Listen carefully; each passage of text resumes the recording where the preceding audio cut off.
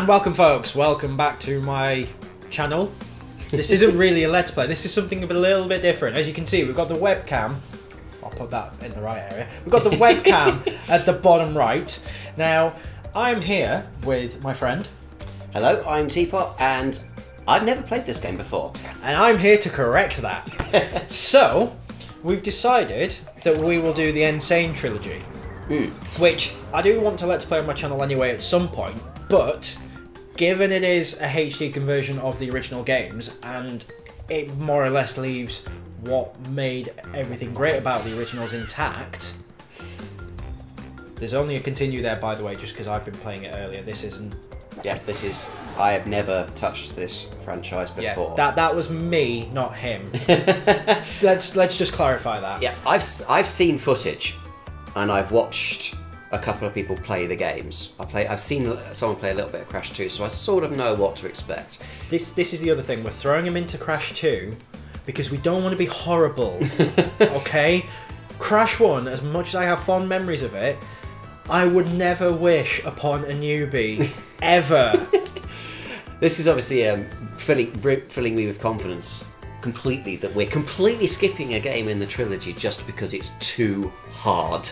Had you have played it when it was the first one out, yeah, it's a different matter entirely because you have nothing as a baseline. But there have been plenty of games since, and even if you focus on just the PS1 games, you've got 2 and 3. Everyone tends to say that 3 is the best. I disagree. I'd say it's the second best. I don't know, I've heard a lot of people saying 2's the best, so I think that's a matter for some argument. 2 for me is the best, because it takes everything that 1 did, without being a complete arse about it, and improving upon it. So it doesn't punish you constantly. That makes sense, yeah. One prime example being, in the very, very, very original game on the PS1, if you had to get a gem, you had to get every box in the level, and do it without dying. And given how difficult the first game was, you have to be... I mean, I've literally just finished my Let's Play. The last bit should be going up shortly after today. It should be up before this one goes up, but it should be up not long after we've done here. You have to be pretty skilled to get through every level of that game. And bearing in mind, you've got to repeat some because you've got to get later gems to go back and do the early levels. Yeah. So you've got to be pretty pro to get every gem in the game and do it 100%. It is incredibly difficult. With this, some gems have tricks to getting them. And they're mainly the colour gems. But every level does have a gem for getting every box. And if you die, that's fine for the most part. You can just carry on, and you'll still probably end up getting the gem. Well, that's good at least. There's only certain gems where you might need to stay alive, at least up until a certain point. And that's usually if there's like a hidden path. You have to stay alive up until you reach that hidden path. Once you die after that point, it's fine. But it's far less punishing than... Just out of curiosity, by the way, was that guy born with the N on his head, or did he just sort of stick it on or something? So the plot was, he was in, I think it was high school. Right. And everyone claimed he was a nerd. So they branded him as such by putting the N on his forehead. Wow, that's kind of cruel. But then in later games, you've got his niece Nina Cortex, who has a little N on her forehead. So basically, it's there because reasons. Yeah. Okay. There's no kind of... There's no, like, kind of canon reason. Like I say, the reason that was given was in high school he was branded with it. But then Nina has one as well, and I don't think she was branded with it, or at least it's never stated as such. On top of that, when he was in high school, he was in a high school for villains. And he was actually deemed one of the worst in the school, if memory serves. It's all explained in Twinsanity, I think it is, which is way, way after this one. Right, so basically what you're telling me is... Oh, that's how it looks. All this kind of justification stuff has been added on afterwards. I mean, and this is just a platformer, and it's there because reasons. Yeah, I mean, the PS1 games are very... You've got to remember as well that Crash Bandicoot has shifted from developer to developer to developer to developer. It's not been like Sonic, where it's consistently been Sega. It's not been like Mario, where it's been consistently Nintendo. Yeah. Crash Bandicoot had 4 games under Naughty Dog. Then it moved to Traveller's Tales and Eurocom. Then it moved to Traveller's Tales and Konami. And then it moved to someone else and someone else and someone else. On top of that, the people who own the rights has always shifted as well. So it was originally Universal, then it was Vivendi Universal, then it was Sierra, now it was Activision. Yeah. It has shifted hands constantly. So all these people have put in their little bits and bats and added to whatever, and it's just made this mishmash that you can't feasibly make sense of it. So just to boil it down then, this particular game, when this thing first came out, it really was here's a Bandicoot, here's some villains. Yeah, it had a very bare minimum plot. Okay. A very, very bare minimum plot. So the first game, bare minimum plot was Bandicoot got stolen from the wild to be part of mad scientist's evil army. He was put in a device that was intended to evolve him. Right.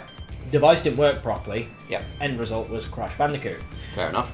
So he tries to escape. Nice going down this one, by the way. The camera focuses on the level entrance, so if you move to Snow Go, it will focus. Which one should I be doing first? Whichever one you want. Okay. This is the brilliant thing. We'll go with the first one then. Unlike Crash 1, where there was a set order. Well, it's more like I've played Mega Man 2, and I know with Mega Man 2 there is a specific one you do first because it's easiest, and that's the one I was asking you. The difficulty goes up per 5 levels. Oh, okay, fair enough. So there's no particular difficulty spikes per walk. So you can do any of them in any particular order, and I presume you move on after you've done the first lot. Yeah. Okay. The only difference might be if you need any colour gems, but to my knowledge, you don't get a colour gem in one level to then need later on in the same warp room. Apart from maybe the blue gem, which is in this level, but I mean, I don't... Oh, I see, jumping through that. Unless you want me to tell you exactly how to get that. No, honestly, just kind of stick to telling me the things I don't know about the game first. Okay. Like, things like controls. Yeah, so, I mean, you've already got spinning down, jumping. Yeah. Circle is crouch. If you run and press circle, you do a skid. Okay, yeah. If you jump and press circle, you do a body slam. A ground pound in real money. Yeah. Okay. There are certain crates that require ground pounding to activate. That face as well. Yeah. Okay, so... Oh, it's a bonus of some sort, I suppose. Not a bonus, more a hidden area. Oh, okay. We'll go through here then. Yeah, so I probably would have completely... How do you kill those? Jump on them? Yes. There are 2 types of turtle in this game. And it's denoted by where the weapon is on their body, how you defeat them. Okay, so obviously you've got spikes going sideways, so you can't spin into him, but you can jump on him. And then presumably you have to body slam him. Shouldn't need to body slam those, I should just die from a jump. Fair enough, I think I was trying to be clever. There we go. There are some flamingos shortly. Okay. If you want the upper platforms, be very quick. Right, okay. Also, if you skid and jump, you get more height. Right, okay, so if I was to do... Oh! Okay. You had a mask, that's fine. Oh, okay. Oop. And the masks are extra lives then, presumably? They're extra hits, so think your rings in Sonic. But oh, okay. You can have up to 3. If you get the 3rd, you get invincibility. Oh, okay. There we go, got that. Okay. So what was I saying with regards to... Yeah, so the first game was literally, he escapes from the lab. Yeah. He was supposed to escape with his girlfriend. Girlfriend gets captured, so he then goes on a journey to then go back to the lab and rescue his girlfriend from Cortex. Right, how do I get through this section, by the way? I presume I just... You do want to skid jump, but you just want to time it very, very well. Right, okay. That didn't work. Don't panic too much about getting all the boxes if... I mean, yeah, bearing I'm not in going mind to try too hard now. Yeah, this is your first go, so the idea is you get a feel for it. I mean... Okay, Crash 1, when I first played it, I never finished 100%. Crash 2, I blazed through very quickly without doing it 100%, to the point where I told my dad I'd finished it, because I wouldn't get Crash 3 until I beat Crash 2. Yeah. And he went, I don't believe you. I went, well, I've got the ending. I literally played to the ending. What do I do with these guys? So these are the flamingos you've got to be quick on. If you want to get the upper platforms, you've got to slide over, jump on his head, and then. It won't be his head. He'll stick his head down. Yeah. His body will come up. Ah, okay. You've got to be very quick off the mark, and that's it. Because otherwise he does that, and then you can't get those boxes. Okay. So presumably I then go down there, or do I have to jump across again? You want to jump across again. Okay. You can always go back and get that, whereas you can't go back and get these. Oh, that's easy. Oh, I see. You just jump on his back. Yeah. Fair enough. And then you can, like I say, go back and get those. Alright, so just for benefit, obviously getting all the apples is good. Well, getting as many as possible. They are Wumpa fruit though, just be careful. They're apples in Japan, but they're Wumpa fruit everywhere else. I think I'm just going to go ahead and call them apples then. Okay. I think you missed a box, so you might not get the gem, but that's... Oh, that's alright. I'm not too keen, not too worried about getting the gem when we first go. That's fine. Okay, so same deal. Jump on this guy. But yeah, Crash 2. Crash 2 quite literally follows on directly from Crash 1. So if you remember, in the opening cutscene, you saw Cortex fall off something exploding into a cavern. Yeah, I presume that was what you did to him at the end of Crash 1. That is literally after the final boss fight in Crash 1. So you beat him, he falls off the blimp, meanwhile you and Torna sail off into the sunset whilst you're watching Cortex Castle burn in the background. Fun. Meanwhile, he falls into that cavern and finds the crystal. And then it moves on to 1 year later where he's trying to formulate the plan to get all the crystals. Okay, I got a trophy. Cool. Right, so presumably grab all the apples here and then move on. Yeah. Okay. You don't, well, this is the thing, Wumpa Fruit, you don't have to get them all. You're more bothered about boxes than Wumpa Fruit, because there will be times you'll come across where there's a gap or a chasm, and there are Wumpa Fruit above it. So what you need to do is get the boxes, get the fruit out of them, is not actually the goal. Yeah, the Wumpa Fruit is beneficial, but it's not vital. The boxes, if you want to be a completionist, the boxes are more vital than the Wumpa Fruit. Okay, that makes sense. As a bare minimum, if you're just looking to simply get through the game, it's crystals. Okay, see, that's what I would be right now, at the very least. You won't miss it. Honestly. No, I imagine. Whoops. Very precise, this game. See, that's the other thing. So I grew up on the original trilogy on the PS1. Yeah. I could play those to my heart's content, get it down, I'm pretty good at them. I might make some mistakes here or there, as some people have noticed on my Let's Play. I've made quite a few on the original Crash, which, to be fair, it's a difficult game, that's not exactly hard to do. But I've got it down, I could do it quite easily. I picked this up, and the first thing I noticed, and a lot of people have commented on this, is the jumping mechanics in this one feel very different. Yeah, I think I was reading about this. They've changed the hitboxes and some of the... There's two aspects to it. So the jumping itself feels very awkward. The landing, which comes down to the hitboxes, is also awkward. Now, a friend of mine, Tasty Carcass, he actually did a post about this on Reddit, and this is where a lot of people have been reporting on it from, because they've taken his post and they've been quoting him on it. So the way he explained it is like this. If you think back in the days of the PS1, so a lot of the calculations and a lot of the geometry was very simple. Yeah. That included hitboxes, which were literally hit. Presume that's what I'm after? That's exactly what you're after. Excellent. So geometry, including hitboxes, they were literally that. They were hit boxes. Yeah. So they've been changed to what's sort of pill shapes now, isn't it? It's a pill shape. So if you think you've got a platform there and you've got a hitbox. Yeah. Let's say my phone's the hitbox. You could literally land just on the very, very edge. And as long as two segments of those boxes collide, you technically landed. Yeah. So you'll be safe. With it being a pill, you hit the curve. Yeah, and you can slide off again, which is obviously pretty normal for modern games, but for something like this, it's presumably dramatically different. Exactly, and it affects people's muscle memory a lot. Because they'll hit something, and yeah, I've got that, that's safe. And then they slide off and they're like, what? Yeah, because you'll catch it by a couple of pixels, which in the old days, fine. But in these days, no. Because normally in these sort of modern era, you would probably activate some sort of grab and your character would latch onto the side, so you kind of have that same almost flexibility, but it's not as silly as, oh, I'm on the edge of something like that.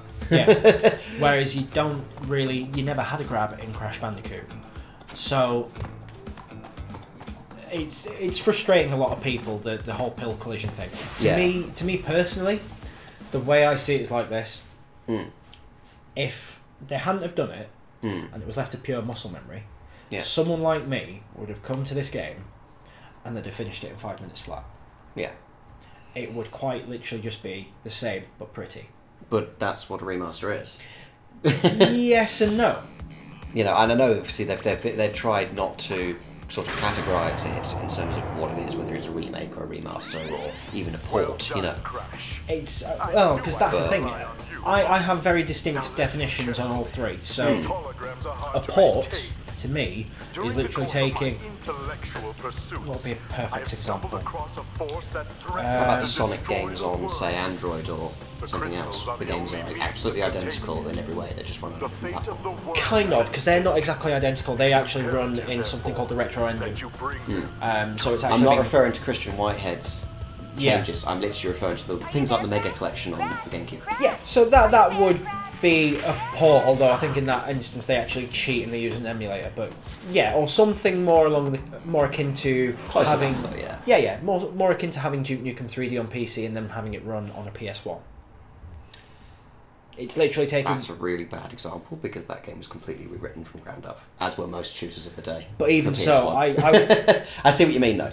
The reason I would still say that's a port, even though it's rewritten from the ground up, is because it's still... On the surface of it all, it's still the same game. They haven't fundamentally changed anything about it at a surface level. Yeah. So it looks the same, it feels the same, the mechanics are the same. There's no... If you were to literally sit one person on two screens, not knowing which platform they were playing on, and have them playing both, unless they looked at something like a menu option, they wouldn't know the difference.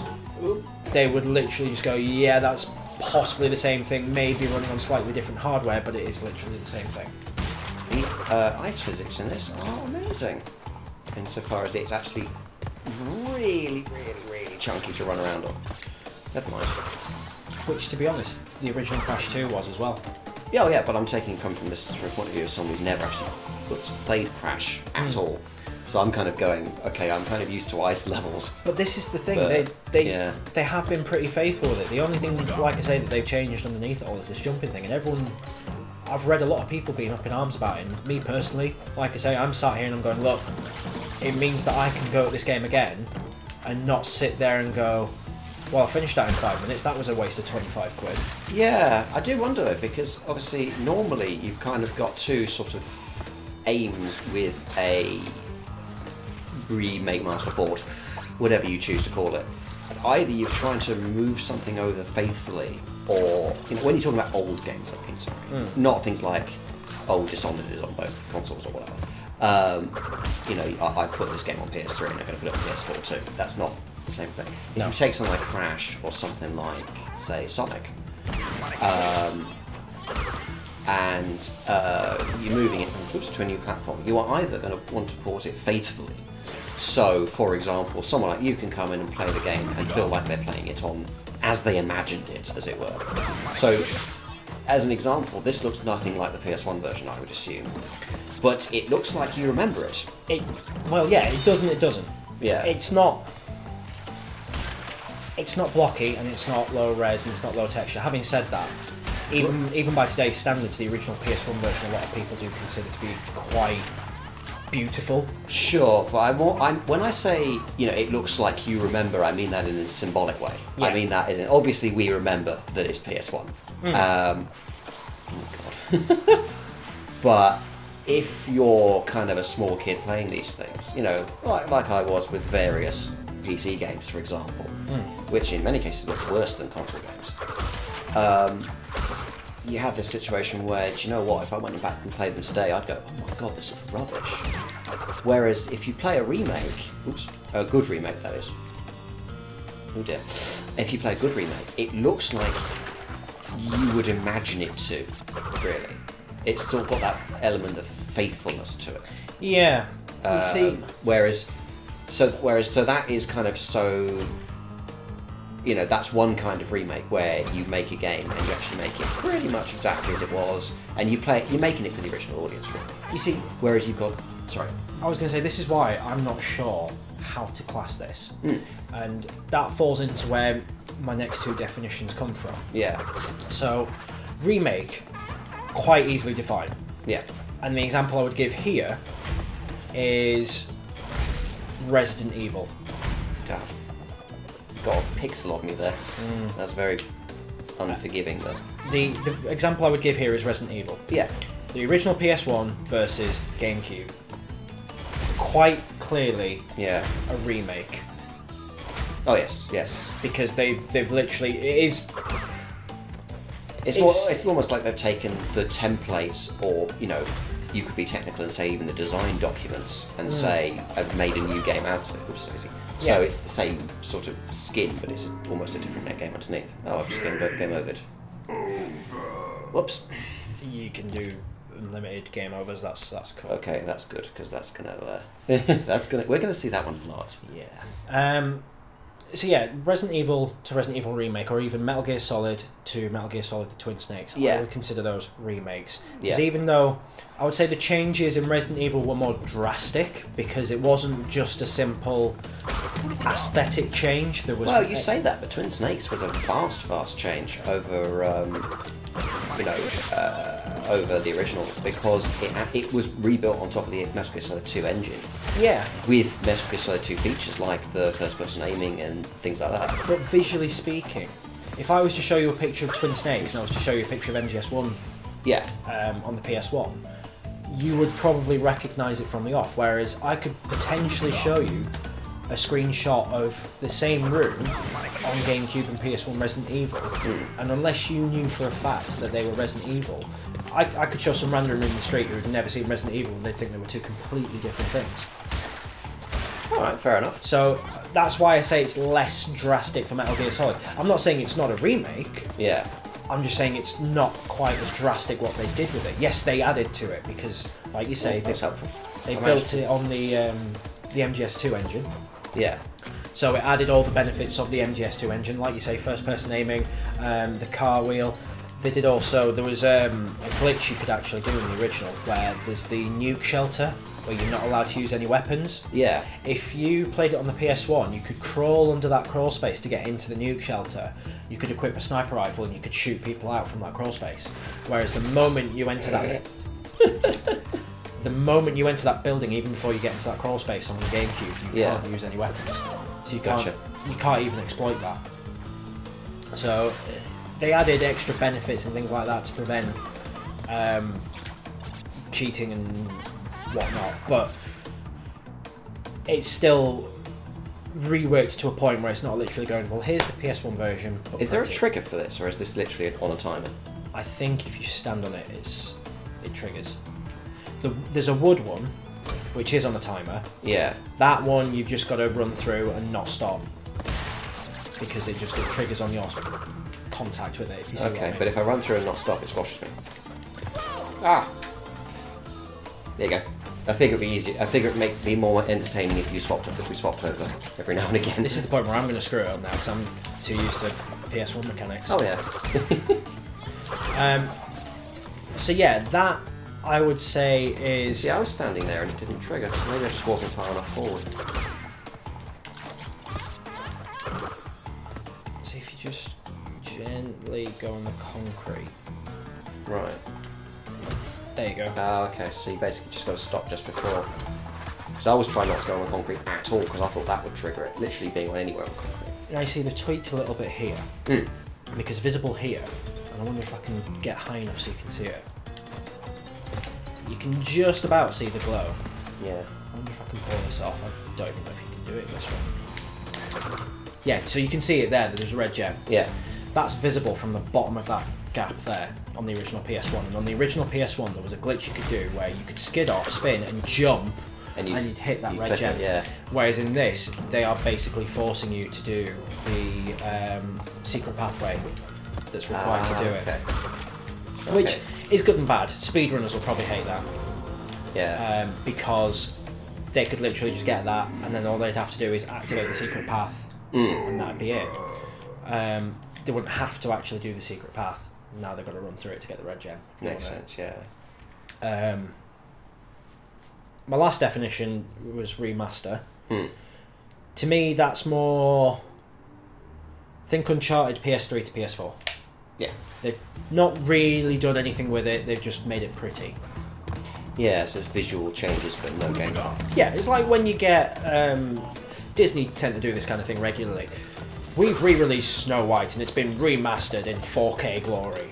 They've literally just taken the exact same film and just made it look nicer. Yeah. They've not even redone it, it's just taken that film and putting it on 4K. Okay, makes sense, yeah. By the way, I know that some of the process behind remastering films, and you've belittled it so much there by saying, oh, they've just made it look prettier. Yeah. All of the work, all of the hundreds of hours of work. I mean, I am grossly oversimplifying there, but yeah, it's just to get the point across in terms of what they do in the gaming industry. You know, yes, it might require recoding like Uncharted did, because obviously Cell versus x86. Yeah. But they're not... They haven't changed the way Uncharted plays or feels. It is still the exact same game. You're just looking at a shinier version of it. Yeah. See, that's sort of where I was coming from when I was sort of asking about kind of the two different rationales to you know, recreate a game. And obviously one of them is to restore it to... So Crash is clearly a restoration job. Yeah. Insofar as you've got the original games, they need to be as untouched as possible, and then they need to be, you know, represented in a package where people can play them. But it's mostly for the people who played them originally. Whereas you've got other kind of remakes, and I'm trying to think of one offhand, really. The King's Quest remakes, the couple of adventure game remakes, a few other things. I'm sure there's something massively major and popular. I'm completely forgetting it, but it's where they try and make it accessible to a new audience. So someone who hadn't played Half-Life's a good one actually with Black Mesa. Yes. Someone who hadn't played Half-Life, yeah, you could put them in the original game, but to be honest, it does feel a little bit like a shooter from the 90s. Whereas Black Mesa is built very much like the later Half-Life 2 games. Having said if you're used to modern shooters, you'll more or less understand it. Black Mesa actually cut some segments out, did it not? I know it's definitely Zen's not in there, but they're working on Zen, aren't they? They are working on Zen, yeah. So apart from Zen, I don't think there's anything they're missing now. But there are tweaks, there are changes to the level design. A lot of it's been expanded, for example. So things that were originally very small, like the open section, when you get off the tram for the first time, which, you know, is sort of an interesting thing because it's such an iconic part of Half-Life. But these days, it's not really that impressive. See, I remember, because I technically played Half-Life 2 first. I hadn't had any exposure to Half-Life until after I played Portal. Yeah. So you think how long that is after both of them came out? That's quite a while. Yeah, so that was sort of 8 years after Half-Life 1, 3 years after Half-Life 2. Yeah, so I basically played it in my first year of uni, and that was after I played Portal, which was not long before that. Yeah. And the only reason I played Portal, I'd seen a demo for the Orange Box in a shop, and I really wanted to play it. My mate had it on his 360, so it was like, oh yeah, give this a go, you'll like it, it's really fun. Yeah. And I did. Now, I knew it was connected to Half-Life, especially because it played the end song, and my mate was like, oh yeah, Black Mesa, that's from Half-Life. Maybe Black Mesa, that was a joke, half that chance, yeah. Yeah, so I knew it had a vague connection to Half-Life. But, you know, I didn't know the full ins and outs of it until after I played Half-Life. Now, I played Half-Life 2 a few months after that on the Orange Box on the 360. Yeah. Found I enjoyed it, and then there was a sale on it on Steam, so I was like, right, okay, I'll get the whole thing, because it had Half-Life 1, Opposing Force, the Half-Life Complete Pack, yeah. So it had the whole thing. So I played Half-Life 1. Yeah. And I had multiple problems with it. The first one being, it actually made me feel... It was like being car sick. Yeah, you get motion sickness out of it. That's interesting, actually. Because there's quite a few people who do feel motion sickness off of shooters, early shooters. And it's kind of a...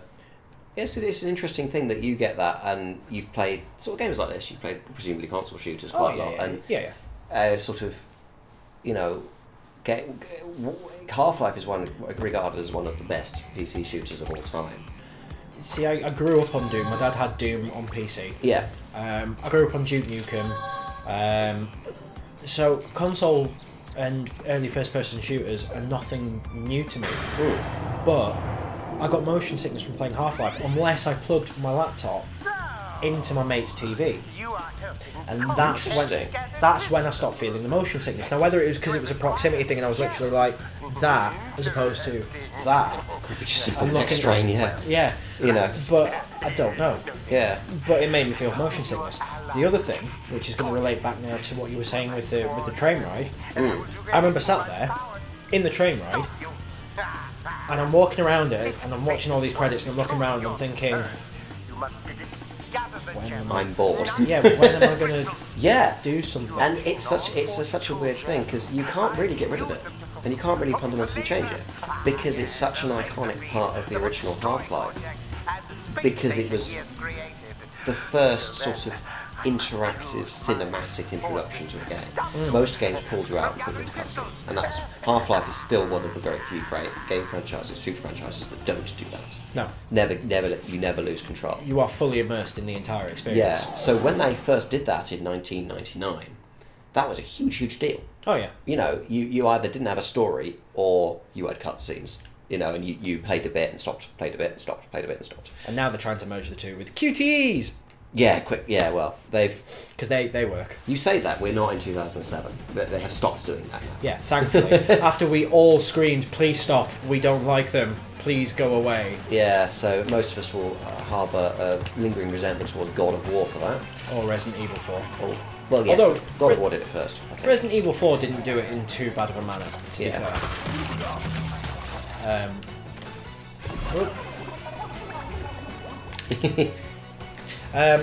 But yeah, I sat on that train ride and I thought, this is really boring.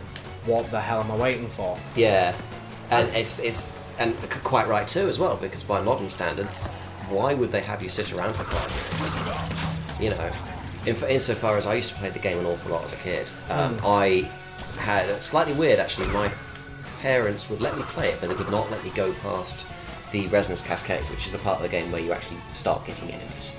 So, hello. Don't worry about that timer, that's for...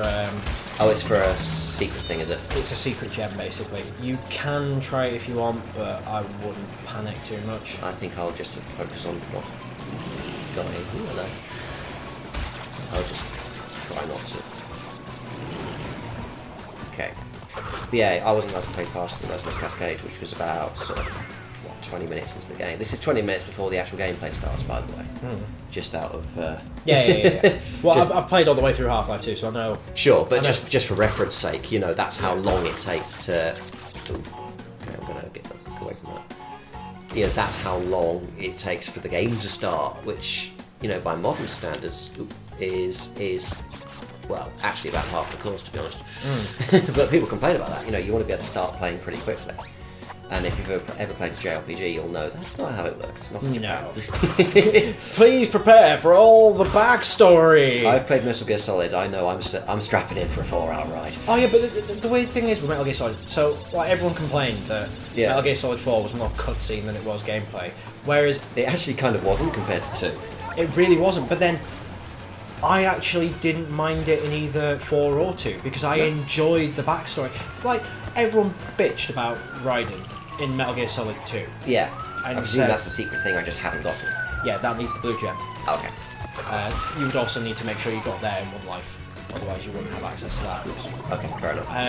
But yeah, everyone used to bitch about Raiden. Oh, Raiden's really whiny and he's just got no depth to him and blah blah blah blah. Raiden, he actually wasn't that whiny to me. I watched a Let's Play of... How do I get over there? You might just want to get a little bit further forward on okay, pixel perfect jumping, fair enough. Yeah, well, the thing with Raiden, obviously, is that if you listen to the rationale for why he exists, it makes perfect sense. Yeah. But the big thing for people who played at the... Whoops. I thought you bounced off those, apparently you don't. The big thing about why they did it was because they realised, you've played as Snake now. Snake is now an experienced kind of soldier. His story's kind of been told at the time anyway. Of course, they eventually put more games in. You see, the other thing people didn't realise at the time as well, because it wasn't quite as mainstream over here. Yeah. People were just thinking Metal Gear Solid 1. Yep. At which point, yeah, Snake's really experienced. He's been through Shadow Moses. That's fine. There was a whole 2 games before that. Metal Gear and Metal Gear 2, yeah, games I have tried to play but have always spectacularly failed at. Yeah, you see, I played the NES version of Metal Gear. I've not finished it, but I've played it, and I thought the NES version was absolutely dire.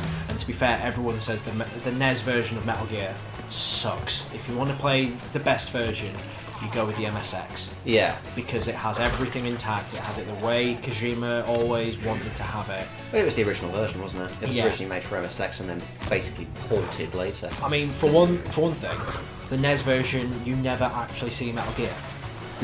It's called Metal Gear, but you don't ever actually see it. In the MSX version, you have to actually destroy Metal Gear. In the NES version, it's replaced with some control console, if I remember correctly.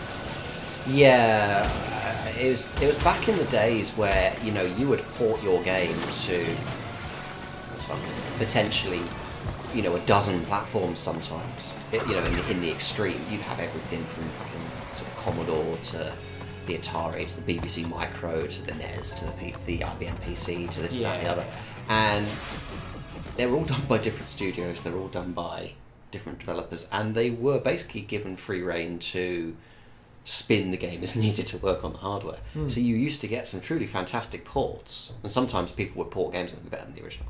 And you'd have one guy doing it in his back bedroom over 6 weeks. It's amazing. Sometimes you had absolute hash jobs where you buy a game and you'd think it was the same game. And it was completely different. It was completely different in every way. Sometimes they completely reimagined it. One good example I can actually think of that I've heard about recently was Dragon's Quest. The one which is various different cutscenes and you've got to push a button at the right time. Yeah, King's Quest, isn't it? King's Quest, that's the one. I think there's either a NES or a SNES version, and it is literally a platform. Whereas everyone who knows how that game is played knows it is a series of cartoon... It's an FMV adventure game, isn't it? Yeah, and you just push a button at the right time to activate the correct course of action. Makes sense. So, yeah, it's that kind of logic, really, isn't it? Yeah. But so, yeah, the point I was going to get at, in Metal Gear, Snake was a rookie. Yeah. So you get Metal Gear, where he should be somewhat experienced. Yeah.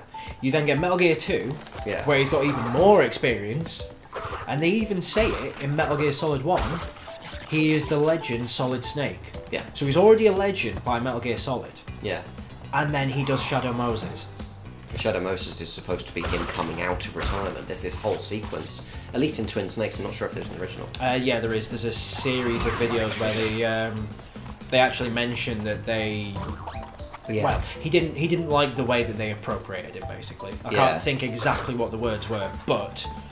Yeah, they were basically found footage segments, weren't they, where you watched them at the start of the game and it was a little bit of backstory, essentially. Yeah. And it did sort of explain a little bit more about what was going on.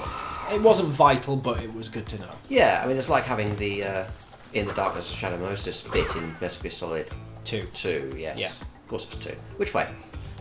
Whichever way you want. I think the left has the crystal. Oh, okay, fair enough. Yeah, so there's a little bit of backstory in case you wanted it, which is, is nice. I mean, let's be honest. If you want exposition, Metal Gear is your game. But so anyway, an interesting thing.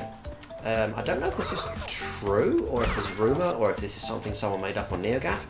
But what I was hearing was that with Metal Gear Solid 5 and obviously 3, Peace Walker, etc. Apparently. So the story goes, Kojima was actually working his way up back to doing a Metal Gear 1 remaster. But he was only going to do it after he basically told the story of it first. Possibly. I can see that being a logical thing for him to do and a logical thing for people to believe because it makes sense. See, I've not played through Metal Gear Solid 5, but I do know what the story is. Yeah, I haven't finished it, but... See, because I know the ending, I know exactly how it ties into Metal Gear 1 and 2, and I don't want to say anything in case I'm going to give away spoilers. Yeah, let's not go into why the ending is the way it is. I do know it, and I wish I didn't. I know. All I'm going to say is, a lot of people are confused by Metal Gear 1 and 2 based on one specific aspect. Yeah. And Metal Gear Solid 5, particularly with its ending, yeah, explains it very well. Yes. So it's always good. I mean, Kojima is... he likes to be internally consistent. He does try his best.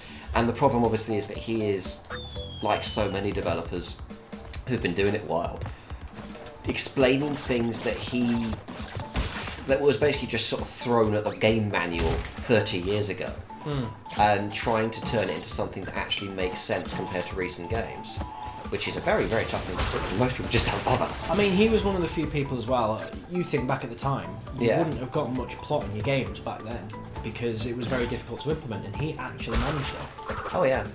He genuinely, because you had all the radio cutscenes and things like that, so the manual writers, to an extent, had less work to do in that respect anyway. Oh, okay. That didn't work. Oh well. Belly flop that.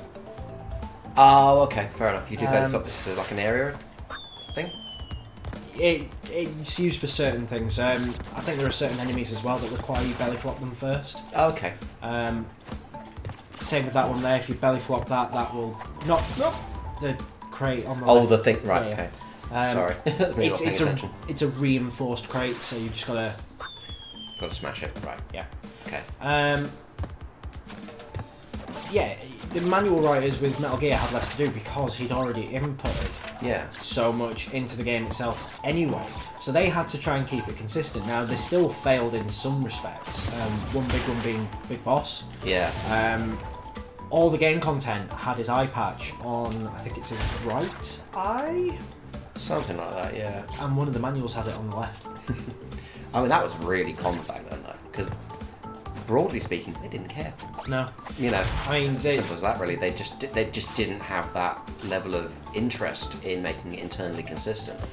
It also had a little bit of a Samus moment about it, because it listed the villain as Colonel Vernon Katafi. Oops. Oh god. Which obviously ended up being false, because as we then find out, the villain of Metal Gear 1 is Big Boss. Yeah. But Big Boss is listed as your boss.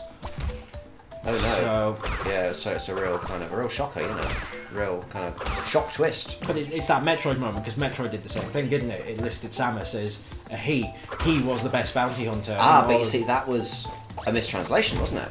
Because the one thing that you'll know, if you know anything about Japanese, is that there are no gender-specific pronouns in Japanese. Now, I don't know the actual words, because I'm not that much of a weeb, but if you read something literally in Japanese, what would be in English, she went and opened the door, it would be it went and opened the door, essentially. Right. Because there's no such thing as a gendered pronoun. So in the Japanese, they didn't have to care. But by the same token, they did also actively design Samus in such a way to hide the fact she was a woman as well. They did. It was supposed to be a surprise, yeah. But that's the reason why it was referred to. She was referred to as a he in the English manual. Yeah. But they didn't have to try and hide it in the Japanese one, because they could just refer to, But using the word. Purely in this instance, it's just to relate it to what I'm saying. It is that Samus moment where the manual was there going he, just so that when you got to the end of the the end of the game rather, you had that moment of, what? You mean she's a she? Yeah, so it's supposed to be a surprise. Is that this sort of robot thing guy, action hero you've been playing as all game is actually a woman, and that's kind of the big sort of surprise. And it's the same. Can you imagine someone trying to do that these days? I know. It'll be online in about 30 seconds. Well, it's not just that. Imagine the outrage. And it's the same thing with Metal Gear, though. Yeah. Your villain is Vernon Katafi. You've got to bring him down. Wait, what? The villain is Big Boss? God. What? Oh god. Okay, avoid those. Fair enough. Yeah. Ooh, good if I managed to survive that anyway. It was that kind of thing, which, as you say, you would not be able to pull off today. Yeah, you wouldn't, and not just because of the technical limitations not being there. You've got a character who is, gendered. It's very difficult to hide them unless you really play with the character design quite heavily, which, fine, more sort of ambiguously gendered characters wouldn't exactly be a bad thing. Hell, Magikarp Jump does it, and that's a mobile game. The thing is, I mean, I don't think there's as much stigma to having female protagonists as a lot of people think. Not in the real world. If you're a marketer, yes. If you're a real human being, I don't think there's any... I'm not sure how many people are really bothered by the notion of playing as a female character. I mean, if you want my prime examples, Lara Croft, Samus... Yeah. There's plenty of people who prefer playing as the female characters in the likes of Soul Calibur, Tekken. My mate's favourite character is Ling Xiaoyu. You know, I think fighting games are a slightly different sort of thing, really. I'll try try the bonus once more, and they'll give up on it. But I know what you mean. Like, no one worried about playing as Lara Croft. That was never considered a bad thing. Resident Evil, a lot of people's favourite character is Jill. Yeah, and it's interesting because you kind of got these. Oh, that was not what I was aiming for. I was trying to trigger it, not, you know. If you time it very well, you can get the box in the middle, which then causes the two to collapse. Right. Okay. I thought you could run into it and then it would start. No, you've either got to hit it from underneath or on top. So the best way to do that is to either jump on the very, very top one, or if you can pull it off. If you time your jump well, you can spin the middle box without hitting the other two. Right, gotcha. Okay, I'll just leave that then. Otherwise I'll be here all day. Oh god, I've just realised this is not going to work, is it? Yeah, actually, I'm going to bail out of that one. I kind of want to actually finish this level at some point. Yeah, I don't know, I think again, the sort of...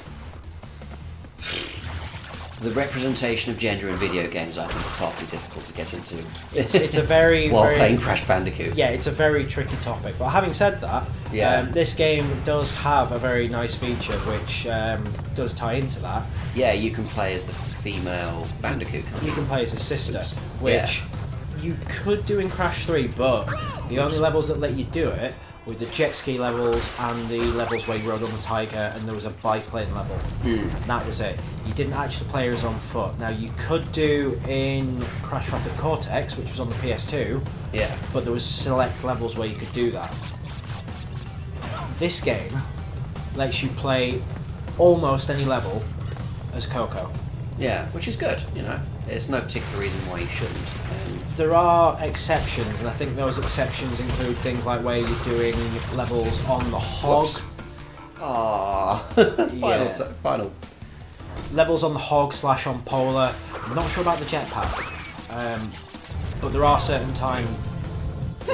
Whoops! Whoops! That was silly. There are certain levels where you are forced to play Crash, but for the most part, something like this level, you would be able to play as Coco without any problems. Well, that's good. You know, I've always enjoyed sort of games that have a, you know, character creator, for example. And I know it's mostly RPGs that do that. Like Sonic Forces. No, I said character creator, not a rubbish deviant ROC creator. Which, you know, all power to them, really. People have wanted sort of custom characters and custom hedgehogs and stuff in the games forever because they've spent 20 years making them up and putting them on the internet, as I pointed out so disparagingly. And so the fact that they're kind of going with that is good. It's good, you know. I've played the game. Sonic Forces? Yeah. I can't say it's going to be an absolute hit with people who don't already like 3D Sonic games. Oh, so it'll be alright with me then? Yeah, it'll be fine for you. It's just basically Generations, but not quite as good, really. Which is, you know... But then, you know, you might play it and go, this is even better. This is even better. Who knows? I can live with Generations, but not quite as good. Yeah, I mean, I do think the 2D segments now are... little redundant now we've got Sonic Mania. I do wonder if, like, in future sort of 3D Sonic games, they'll actually get Christian Whitehead's team to just create 2D Sonic games and insert them in. Now that's interesting. Oh. Because in the original PS2 game, that wall was a save load screen anyway, which obviously has moved to L2. Yep. But in the original game, if you wanted to move to the boss, you step on that platform you're on now and you press up, and as you moved up, it then took you to the boss stage. Weird. Well, let's try this boss then. I might hand this over to you pretty quickly. But yeah, it gives you the option to play as Coco. On top of that, she doesn't play any differently, as far as I can tell, to Crash. That's good. I mean, purely aesthetic. Yeah. Having said that, there are times where I felt, you know what, I'm going to play as Coco and see if I do any better, and I do play better. But I think that's possibly more. It's a bit of a placebo effect, really. Yeah. It does seem a bit like a placebo. Oh God. But then it works for me. So, you know, to each their own, I guess, on that respect. But from what I can tell, from an actual. Oh, okay. Hiding in the corner seems to work. From what I can tell, from an actual physical, mechanical standpoint, not there. Out of the way. There you go. From a mechanical standpoint, there is no reason why you couldn't play as Coco and do exactly as well as you could with Crash. Yeah. Like that. He's not too difficult. Okay, so I've got to find somewhere where he's not jumping then, presumably in the middle here. You might want to move a little bit. Okay, fair enough. Not that far then.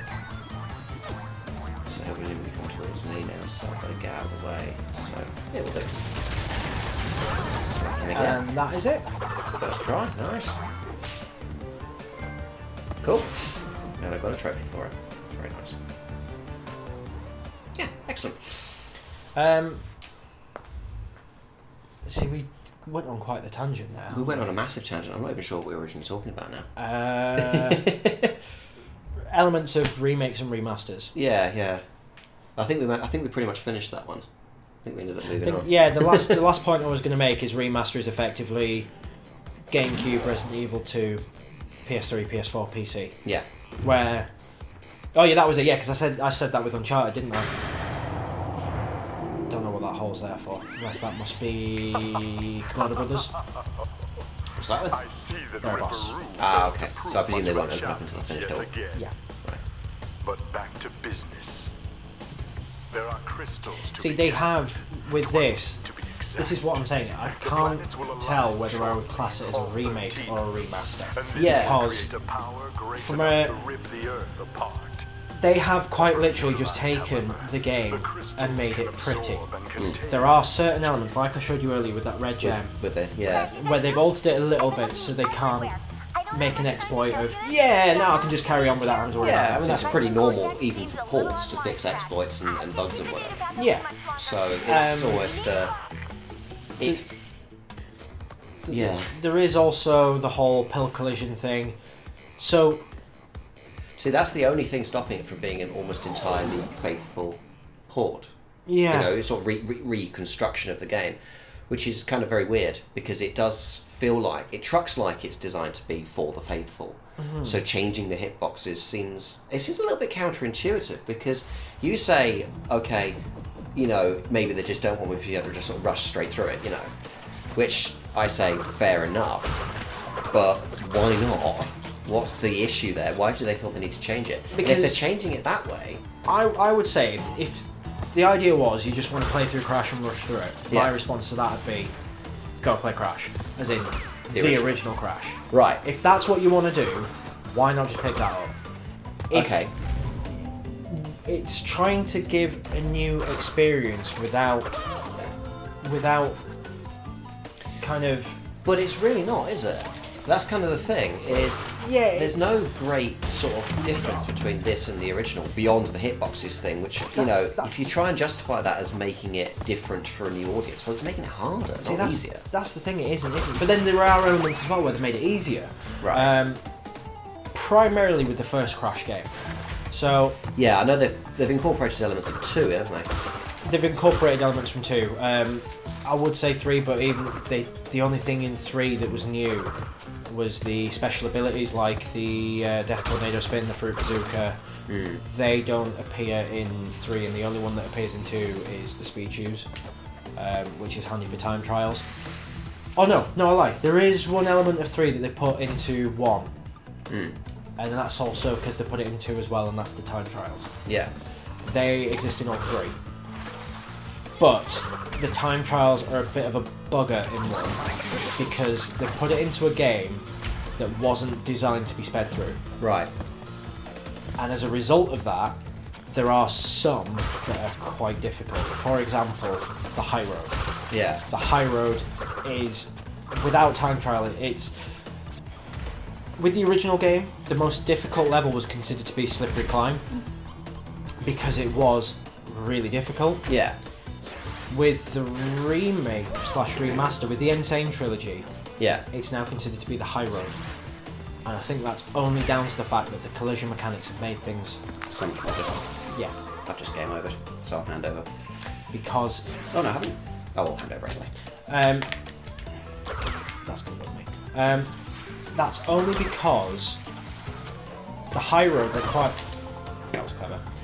The high road required really precise jumps. Yeah. Which were a lot easier in the original because of the way the collision worked. They're a lot harder now because if you're not dead on precise, yeah, you will slide off and you will fall to your death. Yeah. And it annoyed a hell of a lot of people because it was a lot more difficult. A lot of people using muscle memory. Yeah. One of the things that people used to do in the original, which you can still do now, but it's not as easy, because it's a level which is effectively a bridge, and it's a rope bridge. Yeah. You've got the ropes on the two sides, and a lot of people used to jump on the rope and just use the rope. I personally didn't, because I didn't feel the need. It was still easy enough on the original that you didn't need to do that. Yeah. In the N.Sane Trilogy, and bearing in mind, I definitely did this to make sure I got the gold relic as well. You know, the whole thing of you need speed, and yet this isn't a level which certainly wasn't designed for it. Yeah. I had to jump on the rope. Yeah. Which isn't as easy, because if you're not dead on, you slide off. Yeah. And if you slide off the wrong way, you die. Yeah. But then I think sort of my impression of this game so far is that it is incredibly... It demands pixel perfect jumps at all times, and you know that's something that this is where I say, you know, if it's designed to be more accessible, that isn't to the modern day. You know, I don't particularly mind, but you know that isn't. But the elements that are, so like I said, Crash 1 of the original 3 was always the hardest. I would still say that's true in this one. Very much so, yeah. But it's not as hard as the original. Yeah. For a few factors. The first one being, as I mentioned at the start, if you wanted a gem, you had to make it through an entire level without losing a single life. You had to get every box and not die once. If you died, that was it. You either had to quit out and go back in, or you just had to live with it, suck it up and carry on. Yeah. The only exception was if you died and you just started straight back at the start. So if you got a checkpoint, that would stop you from getting a gem. If you died and you ended up back at the start anyway, it was literally a case of getting through the entirety of the level in one life. Yeah. If you didn't do that, you lost the gem. Yeah, makes sense. With this game, unless it is a coloured gem, that doesn't matter. Yeah. You can die and retry as many times as you want, and you will still potentially get that gem. Yeah. It is interesting though, because it's certainly not a game that's designed to be, you know, they've tried in a kind of a cursory fashion to make it more... I think it's the idea is I think they've tried to make it less aggravating for people who've played the games before. But if you're someone like me and you've never played it before, it's not gonna take in the same way. They haven't really taken it up, brought it up to date. And of course, a lot of people will say, do you know what, that's a good one. There are the other elements that are brought up to date as well. Yeah. So, bonus rounds in the first level do count towards box counts. They didn't in the original. The bonus rounds were purely there so that if you, with the Torna ones, if you got to the end, you got a save point. Yeah. I think with Brio, it was just, you got some extras. Cortex, you got a key. Yeah. Now, Cortex is still, you get a key, but they have the mechanics of these bonus rounds, so you can see you've got the totals at the bottom. Yeah, so the idea is to get everything within the bonus level, and that contributes to the final score you get. Yeah, so with the very, very original one on the PS1, the only thing that would count towards your totals is your upper through. because that remains constant across every level. Yeah. So any 1 fruit you got in a bonus round, or any lives as well, for example, they stayed. Yeah. Boxes, you could get as many as you want and it didn't matter. As long as you got to the end, that was fine. Yeah. With the N.Sane Trilogy, you need to get all your boxes to get all the boxes in the level. Yeah. But with the PS1, if you died in a bonus round, you couldn't retry it. Okay, so you basically had one shot and that was your lot. Yeah. With this, if you die in a bonus round, it produces a little platform so you can jump back in it and do it again. Yeah. So you could argue that yes, it's harder in that you've got to get all those boxes in the bonus round, but then you can go and do that bonus round again if you fail it. Yeah, makes sense. So it is and it isn't harder. Can't remember this. Maybe give up on bonus for now. I'm determined because I know I can do this. I will do it. Okay, but you are going to game over again if you die, so... Not in a bonus round. Not in a bonus round. Oh, okay. Bonus rounds, you can do whatever the hell you want in here. The only thing you'll lose is a mask. Okay. If you die... Oh, I can't pull it up because I'm in the bonus round. If you die, it doesn't actually count towards... Right, it doesn't count towards your life, though. Your life limit is just... No. Okay, makes sense. It's just... It's there, basically. And it's the same with the PS1 as well. If you... Sorry, it's the same with the first game and the way the bonus round works in there. So you can try it as many times as you want, just go back on the platform to go get your boxes. So again, it's not been made any more difficult in that respect. Yeah.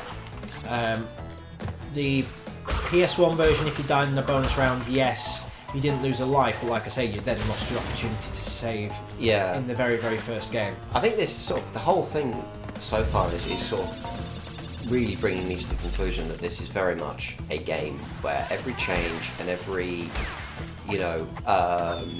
difference to the original are to make it more like the game kind of you wish it was in the 90s, but very much it's designed for the faithful, for the people who played the original and like it, or want to play a game that is entirely the same as it would have been back in the late 90s. Yeah. The interesting thing is that obviously it does not make any effort to make itself accessible or appealing to anyone who didn't play the originals. And that's not necessarily a bad thing. In fact, I wouldn't say an excessive sort of, I think if you tried to simplify it or make it more forgiving, people would complain that it's dumbed down, which is fair enough. It's certainly one of those things where, like, someone like me, it is a good game. I can see it's a good game. But for someone like me, where I was raised on a diet of first-person shooters and tycoon games, it's not necessarily doing for me what it would do for you. Which is, my childhood! Yeah, whereas I'm seeing a sort of, a pretty well-constructed late 90s platformer, which has been ported to modern consoles but hasn't had the rough edges sanded off. Which, of course, you're saying, well, yeah, they would. They have. And I'm sort of seeing, the things you're telling me about, things like, This is what I was saying earlier. Yeah. So now I can do this. Yeah, and you can play as Coco. Yeah, but it feels like all the things you've told me are the things that feel like it should have been like that in the first place. It doesn't feel like it's a simplification for someone coming to this fresh in 2017. Yeah, I mean, the Coco... Again, it doesn't have to be. The Coco aspect. So Coco wasn't even introduced until Crash 2 anyway. You had Torna in Crash 1. Yeah. And Torna was your Princess Peach, effectively. Yeah. Whereas Coco never was. So the plot here, Coco's not been kidnapped. Crash went to go get some batteries for her, and he just got whisked away. She's still theoretically on that beach where he started. Yeah. So she's not a damsel in distress by any respect. No, she's just a passive observer, really, if that even. And then in Crash 3, she takes a more active role. Granted, not quite as active as Crash, but she does become a bit more active. And she slowly becomes more and more active through the next games until I'd say about Twin Sanity, at which point, yes, she does get kidnapped. I can't remember if she is ever playable at some point. But very early on she gets kidnapped and then Cortex is in disguise as her to crash into a trap. How common was it then, for this sort of day in the late 90s on the PlayStation or whatever, for there to be the option to have, multiple characters? And I mean that in a meaningful way, not, main character 1, main character 2, they will say they just play slightly differently or whatever. You know, was there that much in the way of... Where you could literally just swap in the game and play exactly the same? Well, not just that, but have a sort of very relative variety of characters with some degree of diversity in whether that be gameplay or just, you know, the characters themselves. So one of the key titles there that I would think of that might be what you're describing there, there's Resident Evil. Resident Evil obviously being almost the big one. Because Resident Evil, you had your two characters, you had Chris and Jill. Yep. They do effectively, for the vast majority, the game is the same. You are going through the mansion, the idea is to escape. There are some plot differences here and there. So, for example, Jill is assisted by Barry, whereas Chris is assisted by Rebecca. Okay. There are some minor gameplay differences. So, Jill has 2 more inventory slots, and I think Jill has 2 more inventory slots, and I think she moves a little faster. Right. Okay. Whereas Chris has 2 less inventory slots. He doesn't start off with the Beretta, he starts off with the knife. You have to pick up the Beretta later on. Right. But he is a bit more of a damage sponge. Yeah, so he's got a bit more health then. Yeah. Or he's got better defense stats. Yeah, I appreciate health isn't so much a thing in Resident Evil. It is and it isn't. I think it does have a numerical value to it. It just applies it to various statuses. So you don't see it as, you're on 200 health. You see it as, yeah, you're fine. And then after a certain point, it'll go, you want to be a bit careful now. Yeah, I've not played the first ones. I've played 4. I don't know, with... 4 is a bar, which it definitely does assign to a numerical value. The way I think the originals work, so in the first one, it was basically okay, you know. It was fine. Yellow, as it were, not brilliant, but not bad. And then you're nearly dead. It got tweaked between 1 and 2, but the very, very first one was, there was green fine. Yep. There was then fine with a yellow BPM. It then moved on to caution. Then you had danger and then death. Speaking of. Yes. And I think the way Capcom did it. Yeah. So the way I would potentially do it is fine rests between 100 and 75%. Yellow fine rests between 75 and 50. Yep. Caution is between 50 and 25. Yeah. And then danger is 25 to 0. Yeah. And then obviously 0 being death. Yeah. So that's the way I would do it. So if your health is anywhere between those points, it would just display as that. Yeah. And it actually makes for a good gameplay element because you're not entirely sure what your health is. You've just got a good idea of whereabouts you are. Rather than, yes, I'm definitely on full health. You could be fine, but you might not be perfect. You see what I mean? That makes sense, yeah. So, going back to the original question then, what sort of what else is there in terms of games with... perhaps let's sort of broaden it a little bit and go with games with characters who aren't your sort of generic Space Marine or animal mascot. Because like one of them, obviously, that comes to mind for me from the PC space is Tomb Raider. And one of the very few, actually, games from that sort of era where the protagonist was, you know, not a dude. I'm trying to find a better way of putting it because... Well, the next example I was going to give, which again is similar to Resident Evil, is the Tenchu series, where you had Rekimaru and Ayame, and I think in Tenchu 2 there was also Tetsumaru, I think he was called. Right. I must admit this is a franchise I'm not familiar with whatsoever, so... The series is just called Tenchu. The first one was called Tenchu Stealth Assassins. Yeah. And it's literally set in feudal Japan. You play as ninjas. Right. And the idea is you have a set objective. So the first level of Tenchu 2 is to kill the greedy merchant. Yeah. And like I say, for the most part, from what I could tell with Tenchu, there actually wasn't much of a difference between Ayame and Rekimaru. I'm going to go in here again because I want to get the secret warp. Okay. There wasn't much of a difference between Ayame and Rekimaru, apart from maybe the way certain characters interacted with them in cutscenes. To my knowledge, They certainly didn't have a different number of inventory slots. I think they were the same. Yeah. I don't think one was necessarily faster than the other. Are you not wanting that time? I think I'd have to run to the end of the level. I don't know if it'll count if I'm doing it to the secret walk. Oh, okay, fair enough. Oh, is that like the time trial thing? Yes. Right. I don't know if Rekimaru could deal more damage than Naomi. But you do have the option of a male or female character. Yeah, that's always been. Obviously, I think the big one to. Nice. Obviously, the biggest sort of genre for this sort of thing would be JRPGs, where a lot of them, if they didn't have customizable protagonists, they didn't have a big party of them. No. Although you did have the problem with a lot of them where you think of the earlier Final Fantasies, you think of Chrono Trigger, you think of Breath of Fire, the various other ones. The main protagonist is always a spiky haired teenager. So there's not as much sort of going on there as perhaps they might. Oh, hello. Is this like a secret walk room? See, the way this is working is different from how it was in the original. So in the original, you wouldn't have portals here at all. Right. It would literally just be a gap, and you could fall through and actually lose a life. Oh gosh! It was the only game where you could lose a life in the warp world. Kind of glad they got rid of that then. Yeah, that's your save screen. You literally walked up to the wall and it let you save. I don't know if you can see it in this one. In the original, it was possible because where you're actually standing is Cortex Castle from the first one. Yeah. You should be able to see the islands in the background, although it looks like it's covered them in cloud and mist. Yeah.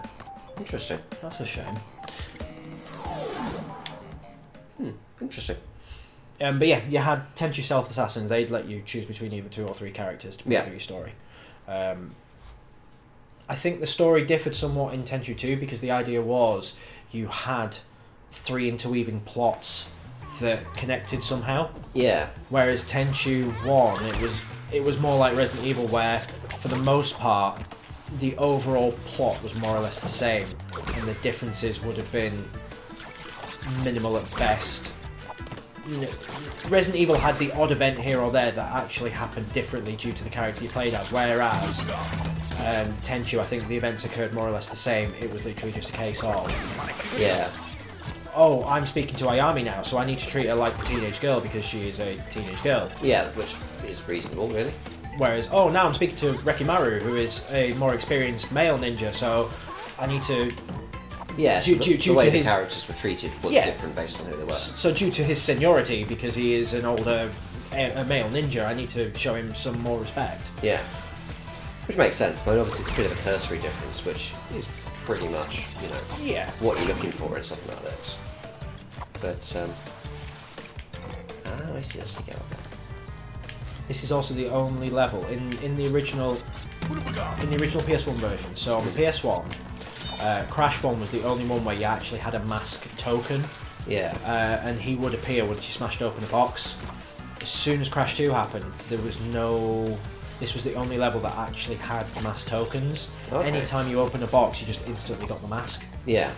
So, and they did away with them completely in Crash 3. There was no levels with mask tokens. Gotcha. So... Are they doing anything in particular there to jump higher, by the way? Holding X. Oh, okay. Literally just hold the jump button. Fair enough. Makes sense.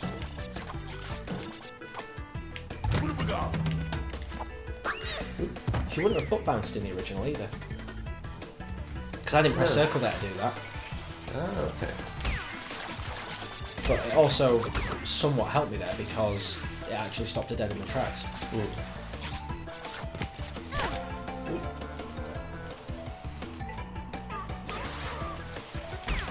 These are always nicknamed the hard path as well, as you can probably imagine. Yeah, it does look like it. Ooh, very precise, this game, isn't it? Very precise. But then, to an extent, so is the original. Oh, yeah. The only thing that stopped it being as precise as this one is, as I say, the way... The hitbox problem, yeah. Yeah. Yeah, must admit, the hitbox problem is is odd. I know they've said it is absolutely by design and they don't intend to change it. But I do think, It's the same argument I gave with Sonic, Summer of Sonic once. A lot of people, for God's sake, A lot of people complained about green eyes on modern Sonic because if you look at classic Sonic, he didn't have an eye colour. Yeah, he was just black eyes. Yeah. Now the only exception where you may be able to argue that's not the case is Sonic CD. There was a sound test menu where you could actually pull up some hidden images, which included things like there was a Batman-esque one, there was different things like that, and there's one which is a very kind of cutesy Sonic, and his eyes are grey. He actually does have irises, but they're grey. Yeah. Which, in that context, you might argue I'd say it's a bit of a tenuous sort of connection there, yeah. The main thing was Sonic CD was never as mainstream as the other titles, purely down to the fact that it was on the Mega CD. Yeah. So, the Mega CD, as much as it wasn't as dead in the water as, say, the 32X, it didn't sell as many units as the actual Mega Drive itself. No, I don't think it's enjoyed a great deal of success outside of Japan, really at all. I think it was more successful there, wasn't it? I can't remember. I can't honestly say. I know there was a PC port of Sonic CD, which I actually played. It was my first Sonic game was CD, which is very weird. Because obviously it's very much unlike any other Sonic. Well, you say that, but originally speaking, it and Sonic 2 were going to be the exact same thing. Oh, okay. I'm assuming that Sonic 2 was as it is now, was a separate project that's basically happened later on. Sonic CD was always going to be the second one. The way it worked, they were both going to be time travel games. Okay. And you had two teams working on the same game. You had Actually, the American team, the Japanese team, wasn't it? Yeah. So most of who are Sonic Team now, were in the American team. Most of who are on Sonic CD probably don't have much to do with Sonic the Hedgehog so much anymore. The only exception is Yuji Naka. He was on the American team. Yeah. And obviously, he now has ProPay, which has virtually nothing to do with Sonic nowadays anyway. Oh, okay. Fair enough. And that happened after Sonic 06, which I think was actually the reason why he left Sega and formed ProPay. Yeah. That particular debacle is probably one for another time. I can go into great lengths Yeah, about we that. could talk about that sort of thing for hours. And I could start talking about the Duke Nukem Forever problem though, which is the opposite problem. But I have many comments on both. Yes. But another time. Another time, yes. But the point was, Sonic 2 was originally going to be, like I say, both Sonic CD and Sonic 2. It was literally just one was on CD, one was on a cartridge. Yeah. They were both going to have the time travel mechanics. What ended up happening was, I think the American team, and if you look at some of the early betas of Sonic, there's evidence that it was clearly meant to be time travel based. Wood Zone was theorized to be a past version of Metropolis Zone. Right. Which was eventually just removed entirely. You had Dust Hill Zone, which had 3 different versions. There was a sand version, there was a snow version, there was another version. Yeah. And they were meant to be 3 different time periods. Dust Hill Zone ended up being cut entirely, and it ended up... It was going to be in Sonic CD when Christian Whitehead took it over as a different zone, but it ended up falling through, and it ended up coming into Sonic Mania. And for the life of me, I can't think what it's called now. But if you look at the pre-production shots of Dust Hill Zone and you look at Sonic Mania, and this particular zone that I can't think of what the name is, you'll instantly recognise where it's taken its design cues from. Yeah, then that won't be an accident either. No, that will be definitely not. Because that's the one thing Christian Whitehead's done. Yeah. If you look at Sonic 2 on the phone, there's a very famous cut zone in Sonic 2 because it actually had a plot element to it. Oh, okay. And it ended up getting moved to Sonic and Knuckles, but the plot element it had wasn't explained in Sonic and Knuckles. It was just there. Yeah. And that's Hidden Palace Zone.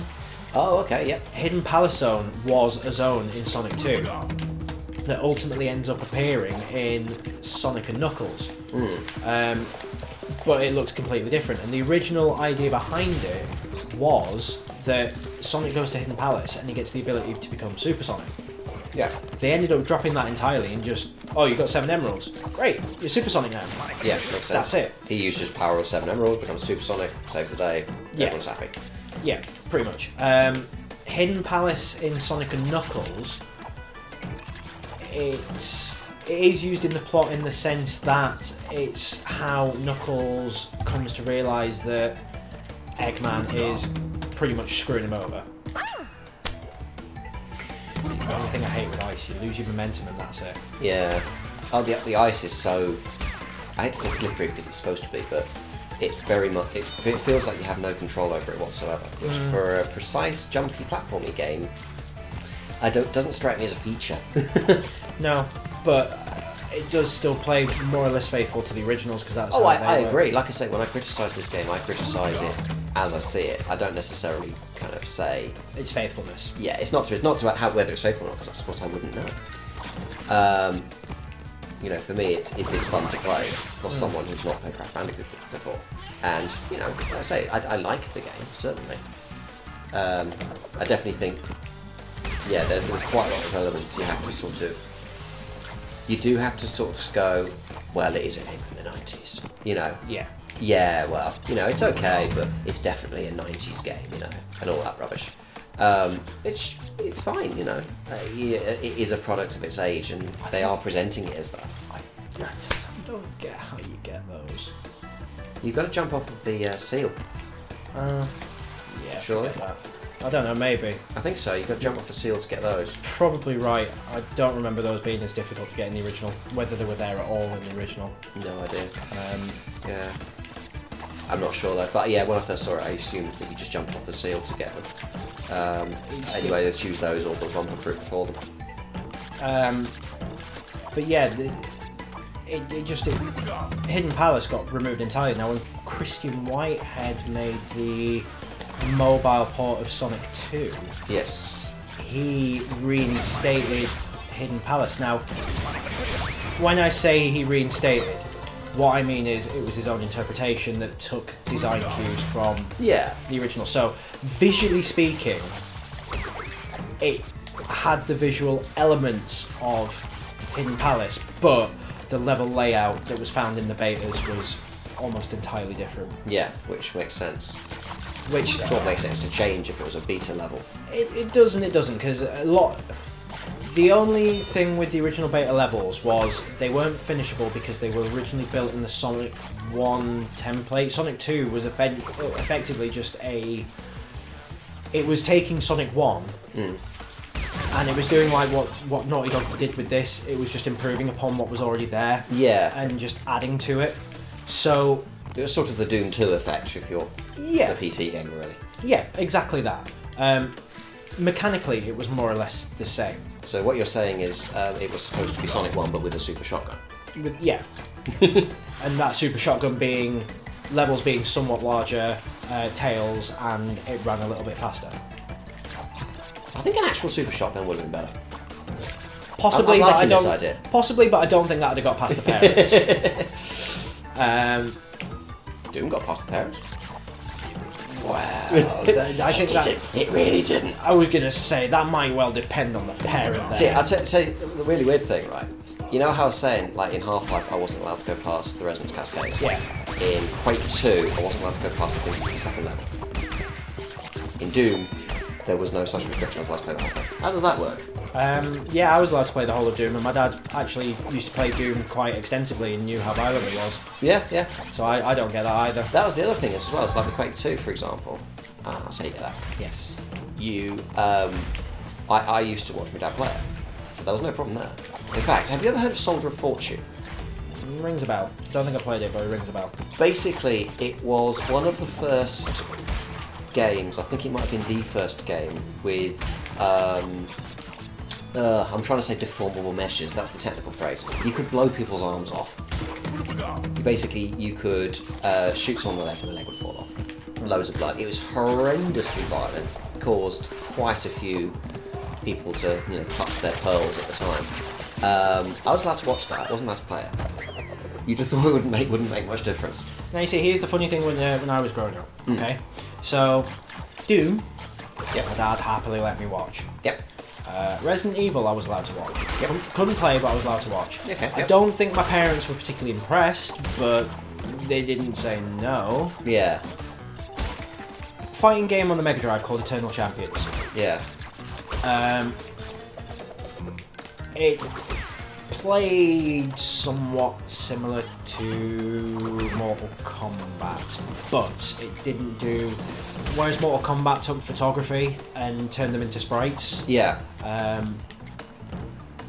it was entirely like drawn.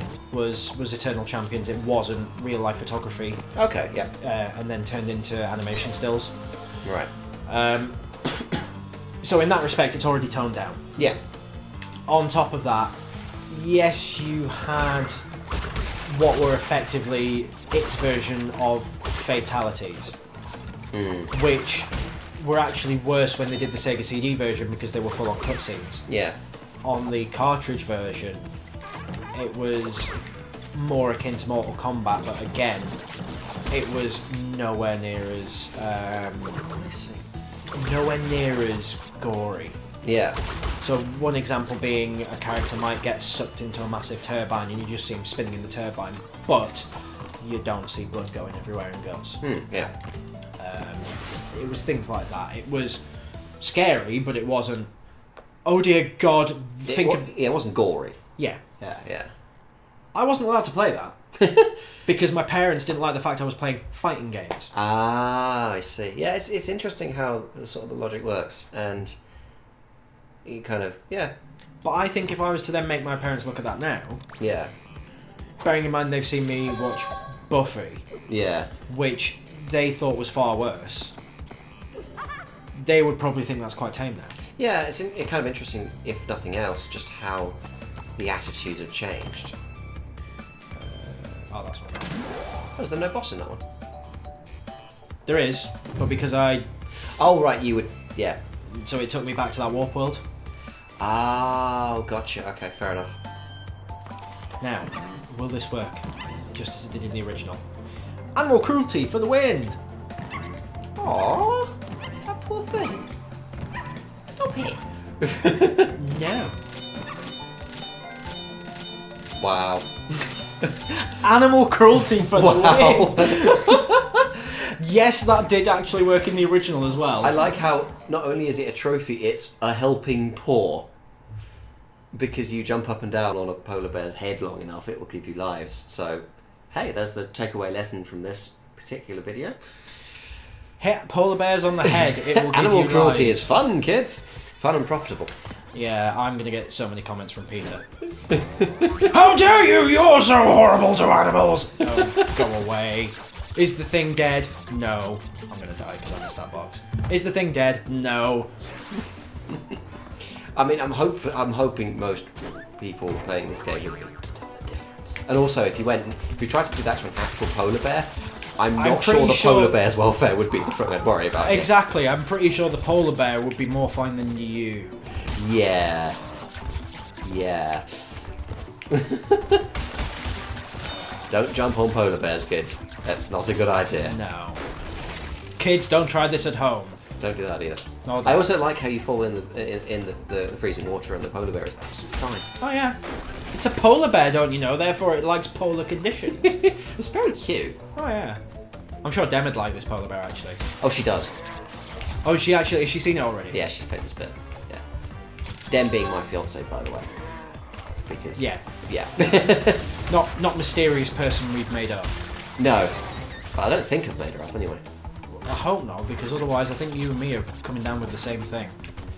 Yeah, maybe that's, Mind you, you came down with something years ago. Wow. You say years ago, I was born with it. You're Lady Gaga. Yeah. Okay. It's true. Everyone always theorised Lady Gaga was a man. She is. I am Lady Gaga. Oh god. Yeah. Okay. I still have the meat dress in the closet. See, now I just want to see you in a meat dress. Do you really? Think that through. Only if we can put it on the internet. Other people have got to share my pain. I don't think they'll get pain so much from it though. I don't know what you're getting at, and I don't like it. I think well, maybe there might be a handful that would get something else, but I think the rest would get more humour than pain. You would get pain. Yes. You would get pain. Well, yes, considering that meat dress was made of real meat and it's probably about 5 or 6 years old now. Yeah. That wouldn't smell good. Oh well. What were we talking about before this? No idea. We were talking about the games we played as kids, I think, and the kind of because we were playing. The thing we were sort of talking about is how different the attitudes were, and how it was very much very subjective as to what we were allowed to play and what we weren't. I think one very good example of that is Night Trap, which is now getting a re-release. Night Trap was one of the main causes of bringing in age ratings for games in America. Oh yeah, I think I've heard of this. I don't remember that much about it, but it's that adventure game, wasn't it? That was supposed to be kind of slightly raunchy. Not even an adventure game. It was an FMV game where there was some fairly kind of late teens, early 20s girls sleeping over in a house, which then gets attacked by vampires in weird SWAT gear and whatnot, and the idea was you were supposed to guide these girls to safety. Okay, that already sort of sounds problematic, but okay. Otherwise they died. Right. And with it being an FMV game, these weren't cartoon FMVs, these were live action. Live action, so you were basically watching live action and sort of simulated. Yeah. People.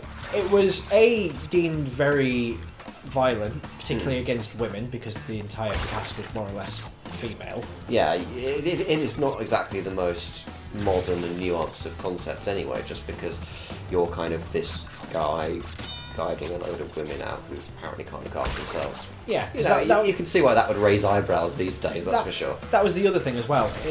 It came across a little bit like voyeurism, because you were a guy watching a bunch of girls sleeping over.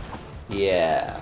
And you can see where I'm going with this. Yeah, it's certainly something that wouldn't be considered to be in good taste these days, if it wasn't. Well, that's the thing. In those days, it certainly wasn't considered in good taste, and it brought in age ratings. Now, it's actually really tame. Yeah, to be fair, you're not wrong. And hence why it's getting the re-release on, I think, PS4 and Xbox One. Yeah, I think it is. It's an interesting sort of thing to re-release. You'd almost wonder if that would be perhaps better to leave in the 90s. And I don't even mean that in a sort of...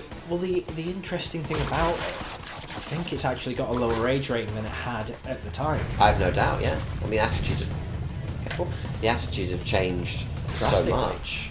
Yeah. It's quite an interesting thing just to see how the world has changed, since that game came out. And, consider that Doom, which by these days is very cartoony, was considered hideously violent.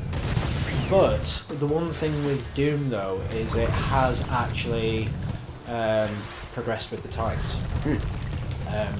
Because by today's standards, Doom, yes, the original Doom will still be considered laughable, and there's no way kids would be scared by this, and blah, blah, blah.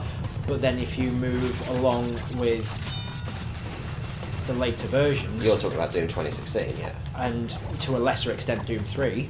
Yeah. It would still...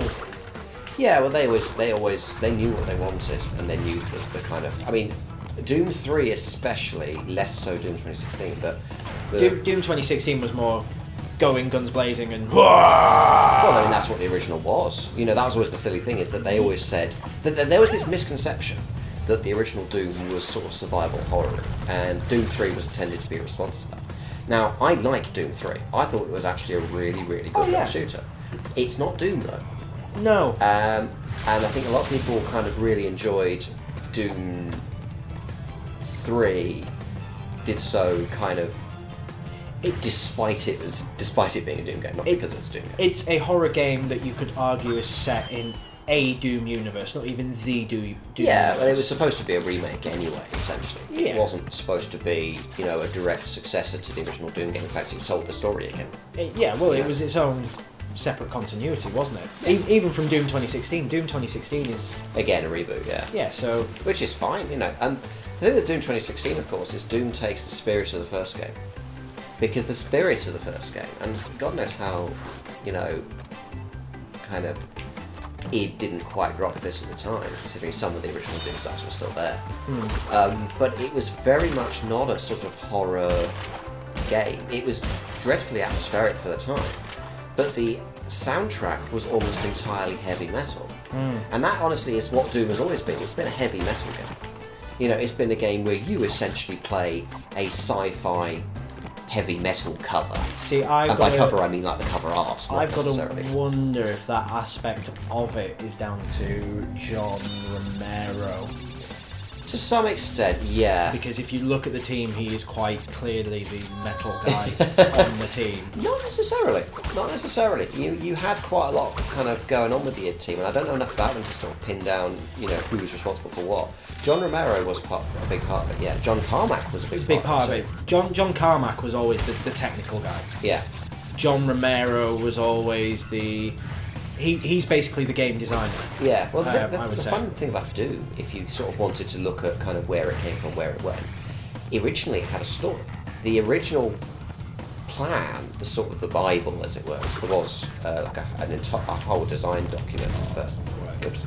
There was a whole design document for Doom, and it was going to be a sort of party-based, story-driven shooter.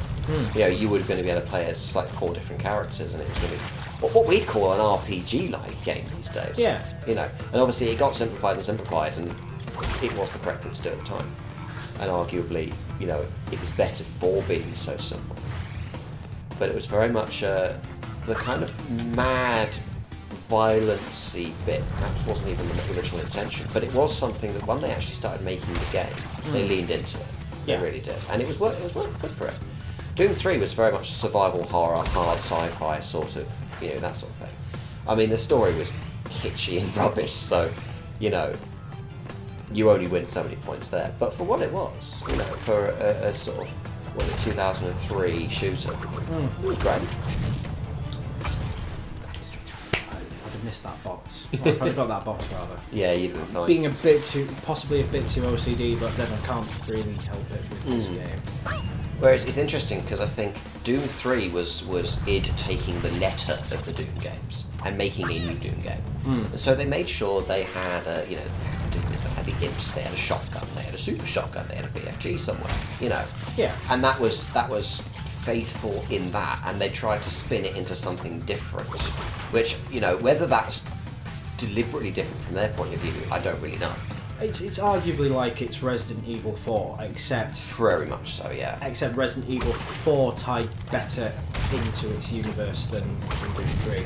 Well, I think they're very similar games in many capacities, because they're both the original developers kind of going, let's take this in the sort of more of a different direction, in the direction that we would like to see it go.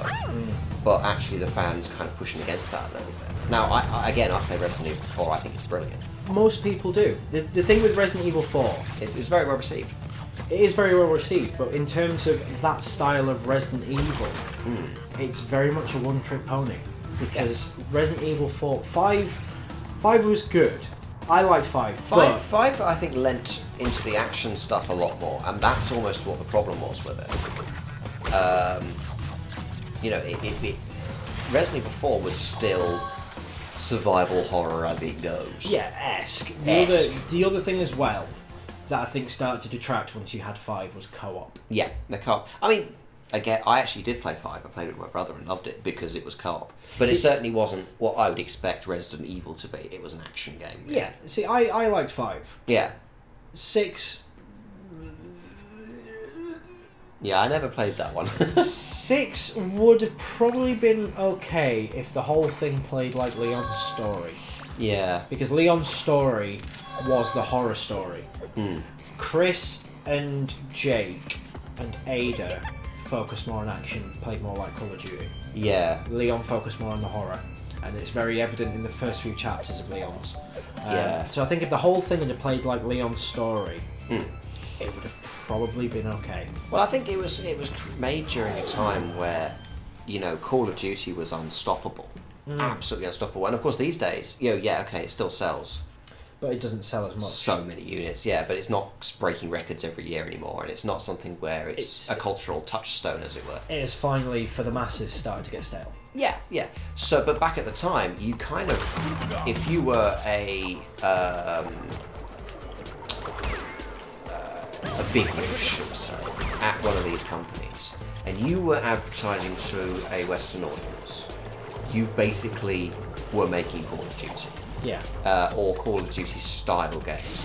How much they've influenced the last 10 years of games is very difficult to overstate, even though it's difficult to overstate, but people seem to kind of ignore that sometimes. People seem to underestimate just how much different games are because of Call of Duty series. You see, it's a shame because for someone like me, making everything similar to Call of Duty is a terrible, terrible idea because I never, even if you go back to the days when people said Call of Duty was good. You're talking Call of Duty 2, basically. 2, latest maybe 4. Yeah. I never, ever had any interest in it. It just, when I got my PS3, it came with Call of Duty 4, so it's not even as if I'm just looking at this series going, I did give it a go. Yeah. And to me, it was like, where's the hype? Why? I think Call of Duty has always been the very essence of the summer blockbuster game. Coming out in November, obviously, but Yeah. It's not. I think a lot of gamers go to Call of Duty and they go to it expecting. Excuse me. It's like someone who watches loads of Downton Abbey and then watches The Avengers and doesn't like it, and that's absolutely valid. But that's not. You're kind of missing the point a little bit. With Call of Duty, it's. No, hello. You just clip straight through that. Yeah, you're supposed to. Wow. It's the same as the original. It's basically covering a hidden path. Huh, okay.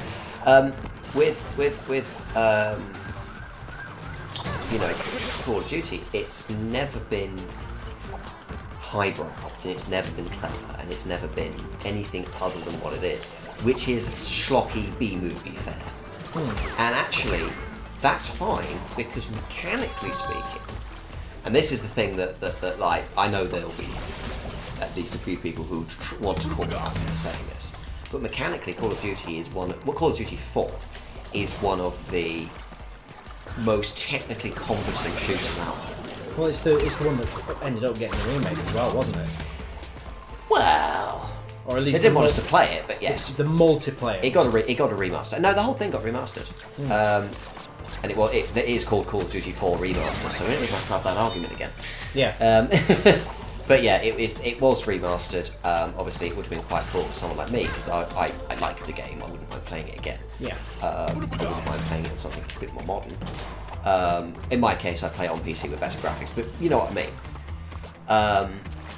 But it very much was something where it was quite revolutionary, and it changed gaming drastically. And I obviously take it from the single player perspective, where it had a lot of shooting out of cover, a lot of aiming down sights and that sort of thing. A lot of that stuff you didn't really do for 2007. Yeah. You could, but you didn't. You play Half-Life 2, no weapon sights whatsoever. Except for maybe a sniper rifle. Yeah, you had a crossbow in Half-Life, so unless it was a specific zoom mode, it wasn't, the whole aim down sights thing wasn't a thing.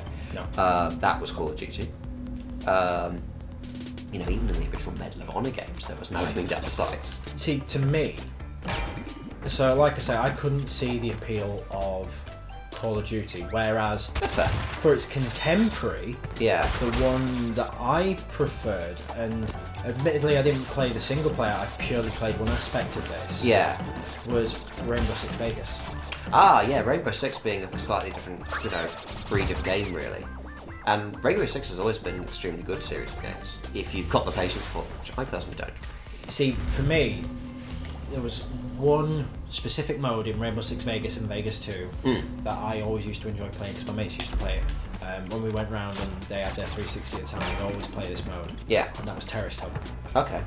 Where you'd literally have to get through a specific map and just hunt down I think it was 50 terrorists. Right. Or it was game over if you died, basically. Yeah, yeah. So a single life kind of, almost a survival mode, except it's, you know, you're hunting down them rather than the other way around. Yeah. So I think we used to set it to max density, which was 50 terrorists. There was always a specific map in each one that we played. So I think it was the casino in 1, and it was the villa in 2. Yeah. Max density, realistic difficulty, and we just used to play that endlessly. Yeah. And I more preferred that because it was a lot more tactical. Yeah. Whereas Call of Duty was just... Call of Duty, you're playing an action movie, which works for it and against it, has to be said. I need to go back because that was the route. Clearly had something. It did. I was you. Question: am I going to get back without killing myself? No. That's that question. Where's it going to drop you back to? Oh, all the way back here. Okay. It's not that far away. Yeah, I played Call of Duty 4 on my PS3, and I more or less sold it almost straight away. That's fair. I mean, I've actually played the game several times, but then I like it for what it is. You know, I don't mind playing an action movie. Obviously, the biggest problem with Call of Duty wasn't Call of Duty. It was that everything else felt like it had to be Call of Duty. Which was a real shame, because it ruined perfectly good franchises. I don't even think I mind playing an action movie per se.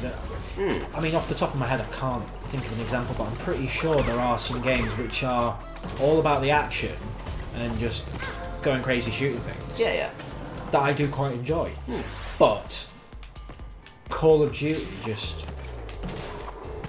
Yeah, it just never did it for you. No. Which is fair enough. So, to go back to the point which stemmed from that, yeah, to have someone like Capcom, yeah, with a franchise like Resident Evil, which quite clearly is not Call of Duty, and sit there and go, we need to make this more like Call of Duty. And that was the biggest casualty of Call of Duty. It wasn't Call of Duty, it was everything around it. Like, the really funny thing about Call of Duty is that it was originally created as a response to EA's Medal of Honor series. And the guys who made Medal of Honor, I can't remember their names, so I won't embarrass myself by guessing. They basically left EA after EA kind of told them to make the same game over and over again, essentially. Does that sound familiar to you, by the way? Yeah, you know, and they went off to Activision, who kind of took a bit of a gamble with them and kind of said, okay, yeah, you can go off and make a new IP. You can make a thing called Call of Duty, and you would make a little bit more realistic, a little bit less sort of schlocky, kind of, you know, silly, schlocky and silly.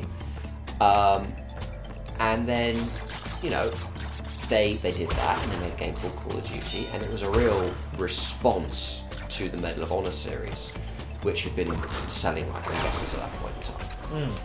And it was really good. It was genuinely a fantastically made game. You know, Call of Duty 2, I can't imagine it's aged particularly well. I'd love to play it again one day, but I can't imagine it's aged particularly well compared to, say, you know, its contemporaries. Possibly not. I think that was the earliest one that ended up on something like the 360 though, wasn't it? Yeah. But it's simply... Call of Duty 2 was... I don't remember what it was on the consoles. It was on PC. I think Call of Duty 3 was was on PS2, so no, it won't be 360.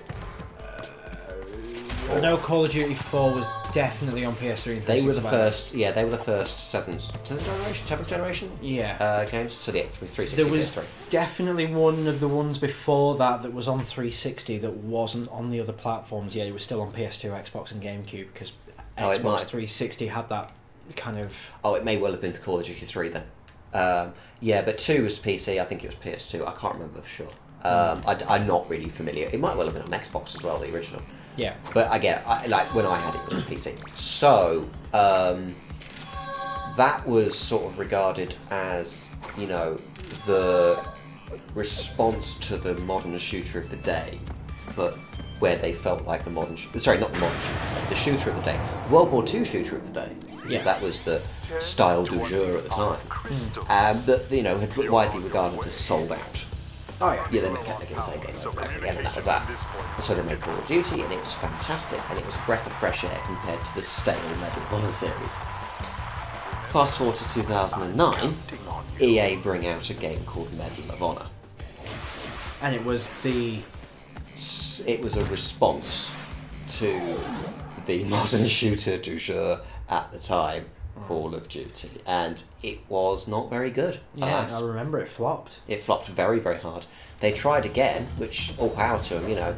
They tried to make Medal of Honor Warfighter, which I believe I have in my Steam library, so it might be fun to boot that up one day and see what it's all about. But you know, that also was not very good. In fact, I think it was regarded that the things it did well. Sorry, the thing that the first game actually managed to do well, it sort of failed that completely. So it kind of, you know, completely killed the Medal of Honor franchise, as you can imagine. You know, they realised that it had two duff games. This franchise is dead. They're not bringing it back. Oh yeah. And obviously these days, the you know, war shooter franchise from EA,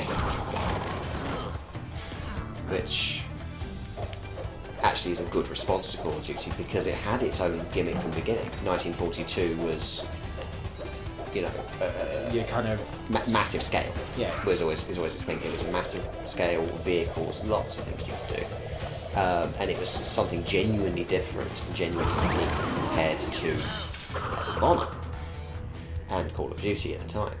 So it's kind of it's really fascinating that the way the world's gone is that Call of Duty is the big one.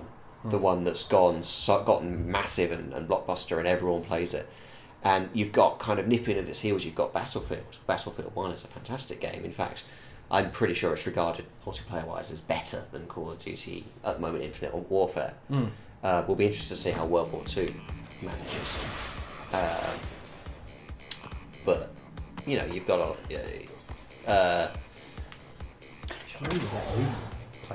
I've gone through almost an entire warp world on just me. That's right. But yeah, you kind of got this kind of role reversal almost. Yeah. Go on, I'll give it that. Between these franchises, and you've seen the other thing that's also happened is so many franchises that have been left by the wayside. You know, Doom, Wolfenstein, there's a few others. You know, have started to come back. Thanks to a lot of it's thanks to Bethesda. You've got things like Doom and Wolfenstein where they've brought back the classical shooter, which for a few years was dead.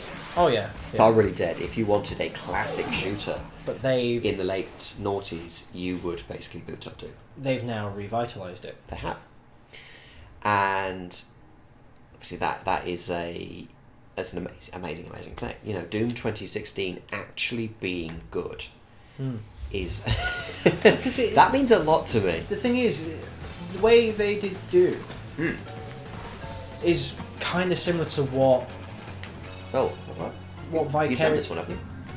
There are multiple levels that have a similar theme. Oh, okay. So I think it's normally 2 levels per theme. Fair enough. So that you'll find the level layout is actually different. Although no, this is the 3rd level of this theme. Oh, okay. Because you've got one in the first world, one in the second, and then there's this one. Oh, okay, that makes sense. Fair enough. But yeah, sorry, we're talking about Doom. Yeah, what they did with Doom is exactly what Vicarious Visions have done with this. Yeah. They haven't changed what was fundamentally Doom. They've literally taken what was Doom and spruced it up in a more modern... I see where you're coming from. I'm not sure I entirely agree with you on that point, because in the original Doom you couldn't, you know, look up and down. Yeah. It's not that's one of the things that they've spruced up, though. Well, the new Doom is not a remake of the first one. It's a reimagining. And that's very much a different thing from what this is, which is here are the original 3 games. We've tidied them up a bit. They've put them on the disc. Here you go. It's what I mean though is. I know what you mean though. They've not infringed upon what made Doom Doom. I agree, but the biggest difference with Doom 2016 is they have thought long and hard about how to make it a game that works in the modern day. In 2016, in their case. Which, you know, and the things, you've got things like the glory kill system, you've got things like being able to vault over cover, which You know, okay, that's pretty standard these days, but it's not something that you had in the original Doom. It's not necessarily something you'd expect in a Doom game either. Oh, there's a checkpoint right there. You're just gonna appear right where you are. Good, with one less life. But you've definitely got, you know, like I said, the thing with Doom 2016 is where Crash Bandicoot really is remaking the very letter of the games. You know, the pixel perfect jumps, the 90s aesthetic, the, you know, sort of... It's taking philosophies is more what I was trying to say. Yeah, well that's kind of that's the weird thing, is because I would say that this hasn't done that. This is just a straight remake. Oh Doom, no, that's what I mean. Doom's doing. Sorry, Doom is taking the spark. That's I think. And that's what I was trying to say, which I didn't quite say. In which case, yes, I completely agree with you. It's taken the, you know, the real kind of essence of what makes Doom Doom, and that's obviously what Doom 3 failed at. Yeah. You know, from perspective of, you know, somebody wanted a new Doom game. I'm glad I had a mask for that. Is with Doom 3, you ended up with a very slow survival horror game. It's very dark, very kind of atmospheric. But and you had to... And that's a part of Doom, but that wasn't the bit that people remembered. The thing with Doom 3, it was more based on taking your time and actually thinking your moves through. Whereas when most people remember Doom, what they remember was going in, guns blazing, shooting circle strafing, massive monsters. You know, the real feeling of shooty, kill. A feeling of power, if nothing else. What was it? No idea. No, it's been a bit tetchy. It was. Yeah, and that was always the thing with Doom 2016, that it managed to really nail, was that feeling of fun, if nothing else. You know, Doom is very much, it starts off with a fancy cutscene, and it starts off with, you know, exposition, and then you see this screen and you think, oh, we've been here before, this is Doom 3, you're going to poke through this screen a bit. No, he smashes the screen. Because he does not care for this rubbish. What's that? Backstory? I don't care about your backstory. Yeah, it actively goes against the guy talking in his ear, which would be nice if, you know, they did that in, say, Bioshock. Oh! Would you kindly? No, I wouldn't. But yeah, obviously that was a big thing in Bioshock. I'm going to move on from there, actually. You know, that obviously there was a reason behind all that. But it was very much a... What came across as just standard gameplay. Yeah, and the nice thing, obviously, the clever thing about Bioshock was how they use your accelerator. Because otherwise they might. Just... Oh, they'll just buy. Okay, fair enough. Yeah, I remember that if I need to go back. Ooh, checkpoint. It's useful. Take the path first. Okay. Oh right, is there something up there like a button or something? Well, just boxes that might help you just get some more lives. Always useful. There we go. Yeah, you always have nothing like Bioshock. I presume you played it. Have you finished it? I haven't actually played it. Right. But I'm fully aware of the plots. I do have... Yeah, you know how it works, what the big twist is, which we won't mention. I have Infinite, which I got from PlayStation Plus. And yes. It's yet another game which, sadly, I've got it and I haven't even booted the damn thing up. Yeah. Because I haven't had time. Fair enough. There are so many games which I would absolutely love to play, but I think you actually do need to kill those. Yeah. Just run the path. Make sure you've not. Yeah. It's one of that long list of games where I would absolutely love to at least give it a go. Yeah. But I haven't got the time because life, really. Yeah. I think if you were to play a Bioshock game, I would definitely recommend picking up the remastered collection. Which the original Bioshock, if I remember correctly. Yeah. Did that actually come out on PS3, or am I thinking of Condemned where that was through? I think it didn't. I don't think it was on PS3 actually. Condemned, I remember, wasn't on PS3, but Condemned 2 was. Yeah, no, Bioshock and Bioshock 2 came out very close together, so they were quite good. Bioshock 2 was a classic, one of those examples where they handed the franchise off to someone else just to make another one, get it out, you know, which was great. And now it's died. Yes. Well, you stick that light on, by the way. Yes. Sorry, it's noticed the sun's going down, so just there. There we go. Just to ruin the edit. Yay! Right, where to next? So, yeah, but it is definitely... The thing with the second Bioshock is the game's actually better, the story's worse. But the actual gunplay is significantly better. The weird thing about Bioshock is it's a great game, but actually the gunplay is almost lacking in it. Which is the most important thing about a shooter for me, obviously. Because I've not played Bioshock Infinite, but I do know what the plot is. Yeah. From what I understand, everyone heard the plot and just went, "What? Huh?" Yeah, well, that's pretty much correct. Yes. I do have a vague understanding of what it all was. It was all. I'm not really sure, but don't explain it just in case I ever play it again. Whoops, Daisy. That's okay. I think I've got a vague understanding of what it was and what they were getting at and what they were using in the mechanics of the story. Yeah. But for your average Joe, it's a very sci-fi story and it's a very convoluted sci-fi story. Yeah. And for your average Joe who is looking for a shooter, unless bearing in mind it doesn't sell itself as a sci-fi shooter. Yeah. If you look at the aesthetics of it, it is not in the slightest sci-fi. It is very... Oops. It has those elements because it is obviously the floating city in the sky. Yeah, it's definitely a sort of spiritual successor, even though it's, obviously it actually isn't a spiritual successor at all. It's a true sequel. But if you look at it aesthetically, it doesn't lend itself to sci-fi. It looks like a historical sci-fi shooter. No, sorry, a historical first-person shooter. Yeah. So. Because it's possible to get that. You have to jump on it, don't you? Yeah. It looks like a historical first-person shooter, which.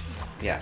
When you then throw in a really convoluted sci-fi plot which requires you to be really paying attention and really know your sci-fi plot mechanics to even remotely have a clue as to what's going on. Yeah, I mean, I think it wasn't so much sci-fi, it was kind of not steampunk, but Well, yeah, it was clock punk, I think it was called.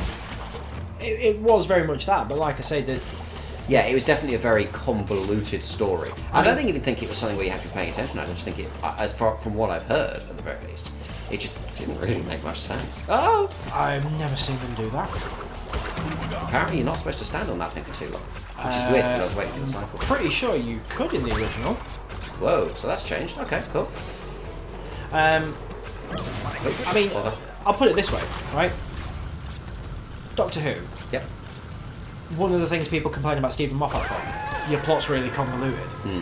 I can follow a Stephen Moffat plot quite easily. Whereas... yeah, you know why? Stephen Moffat is a children's writer. But... There you know. I mean, the most notorious example that everyone gives is Season 6. Yeah. I found it really hard to follow because there was too many plot points and it was really complicated and convoluted. Yet... Well, I think your mindset going in is an important part of these things. The failing with Season 6 of Doctor Who ended up being that it tried to be more than it was. And Doctor Who, as much as you or I might not like this fact, is a children's show. Like, you can call it a family show and try and be nice to it, but it is a children's show. I would argue family, but that's me. Yeah, but, you kind of got to understand that the two are so relatively interchangeable. It's not designed exclusively for children, but it's got to cater to that lowest common denominator. So for me, you're talking almost a distinction without a major difference. Oops. But, there you go. Oh, just giving you game over. Fantastic. It's fine.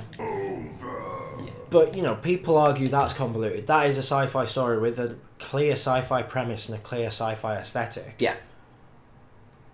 And from what I understand, was nowhere near as convoluted. Yeah, I think the thing with Bioshock Infinite is just that it tried to be clever. Like I say, I'm not particularly familiar with the actual mechanics of the ending.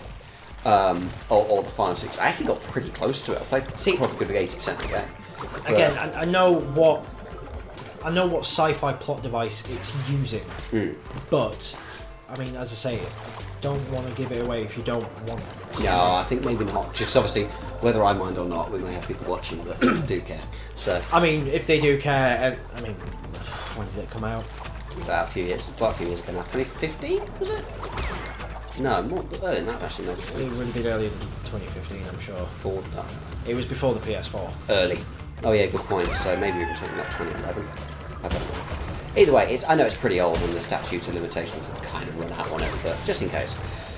But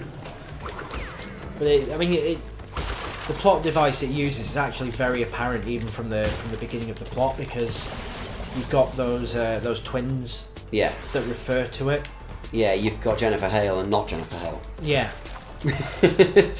Jennifer Hale, the female equivalent of Nolan North. Oh no.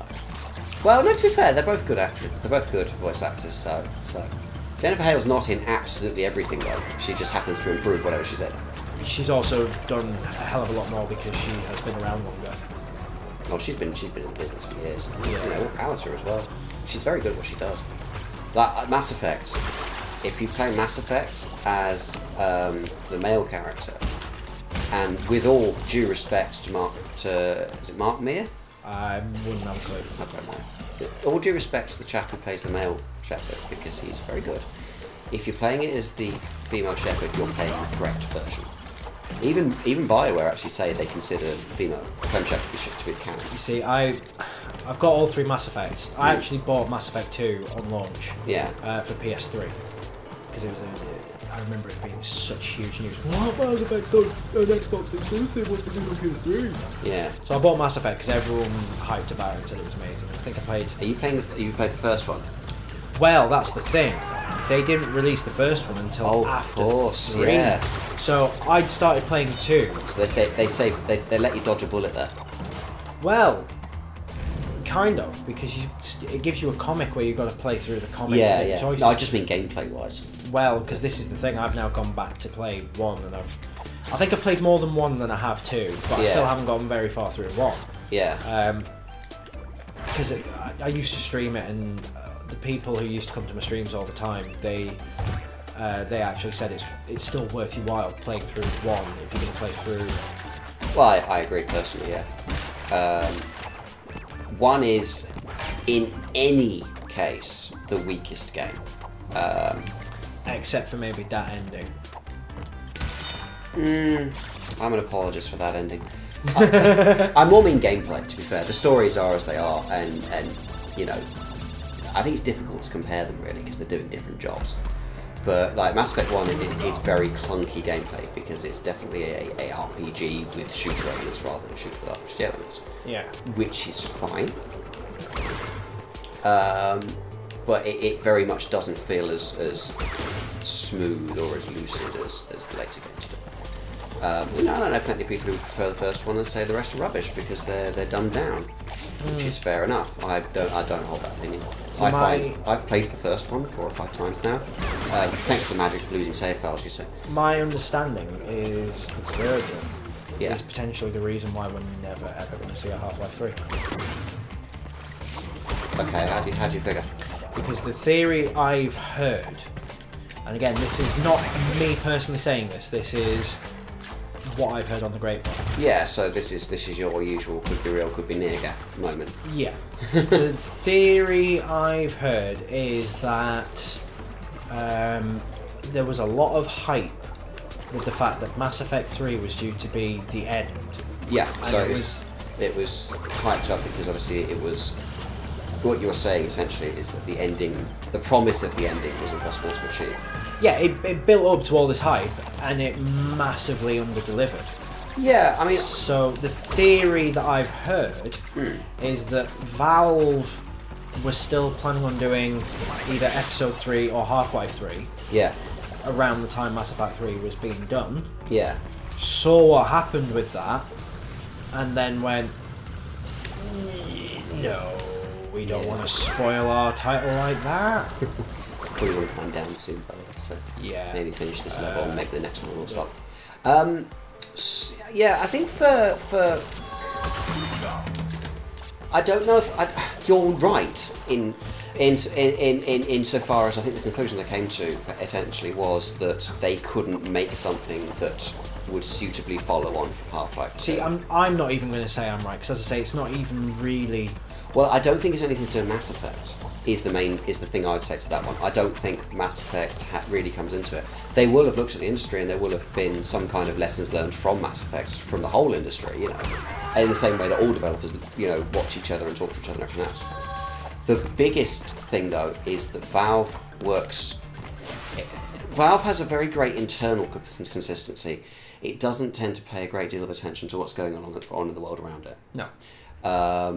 Which is fine, and it works out well. The thing with Half-Life 1 and Half-Life 2 is that whether you like them or not, they both changed the first-person shooter genre. The first Half-Life was one of the first...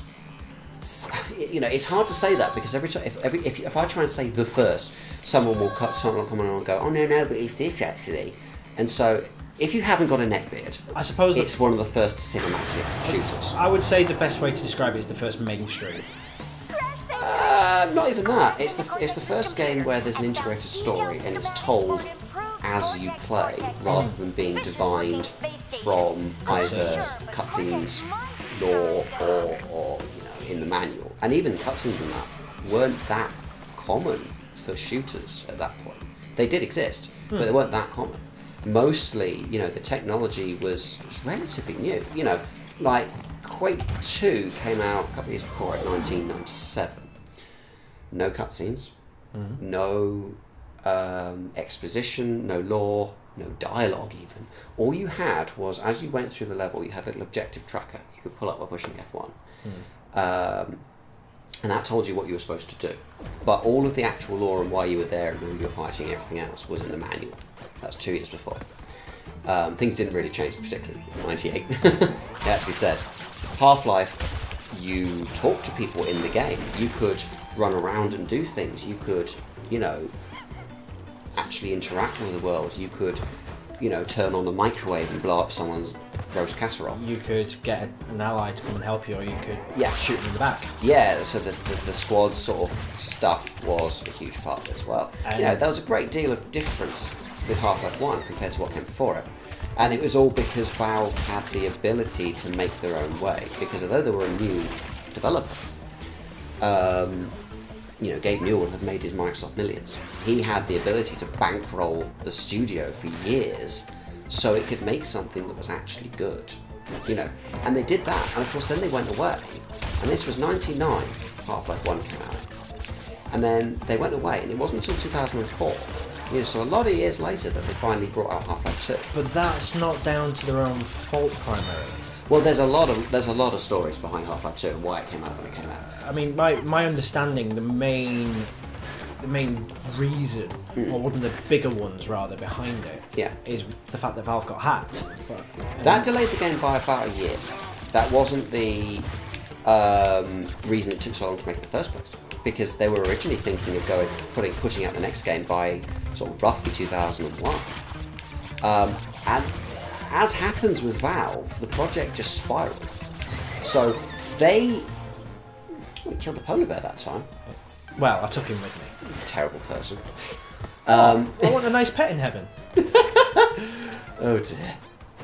The animal rights people they're going to be all over this. Yeah, they'll be banging the door down in no time once this video goes up. He is not your possession! Shut up.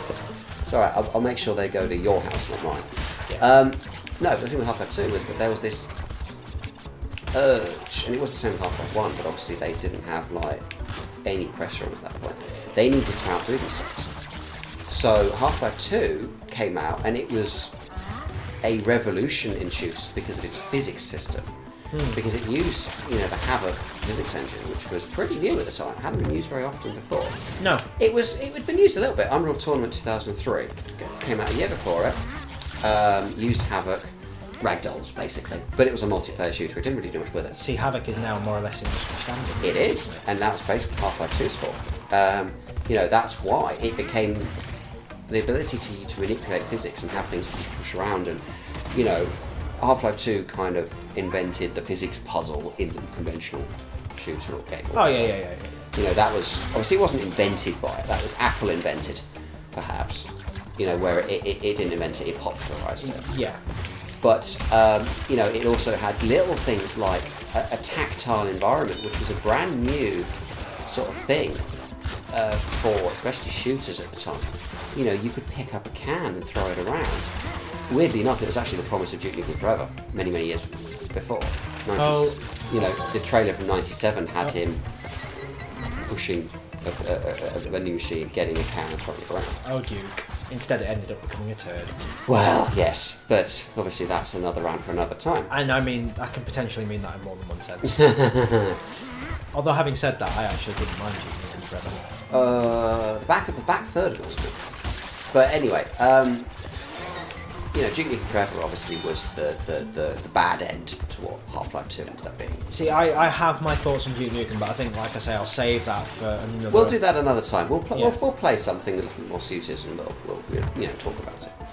But Half-Life 2 is sort of the good outcome of that sort of obsession, you know, where they weren't going to release it until it was good and got done ready. Yeah. And, you know, when it leaks, that ended up kind of leaking somewhat. Whoops. Yeah. Well, on the bright side, I don't have to get all the boxes still. Well, that's good. Not that that's going to stop me. Muscle memory, eh? But the problem Valve are facing, and they've faced it for 10 years now, honestly, is they have got a game where they don't know how to innovate anymore. And I don't mean that, and that sort of sounds like it could tend to be really disparaging, you know. The thing is, to me though, yeah, there is one very obvious way they could do it, and I think they are potentially doing it because there are rumours of it. And it's something that they have invested in quite recently. Go on. VR, yeah. Now, interestingly enough, I was at a talk with Chet Falasek, who's one of the writers at Valve, has now left, in fact. But this was in 2015, 2000, something like that. See, that's along with the other guy who's recently just done Epistle 3. Eric Walpole? Yeah, that we'll get to that bit. Yeah. But he was saying Half-Life 3 is not a VR game.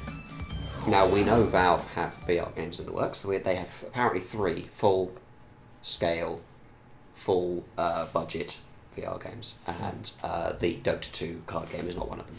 Yeah. Sorry, when I say VR games, they are...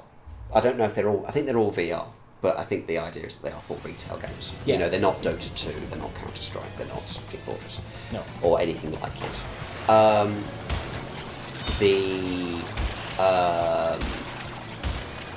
So I don't think Half-Life 3 ever intends to be VR.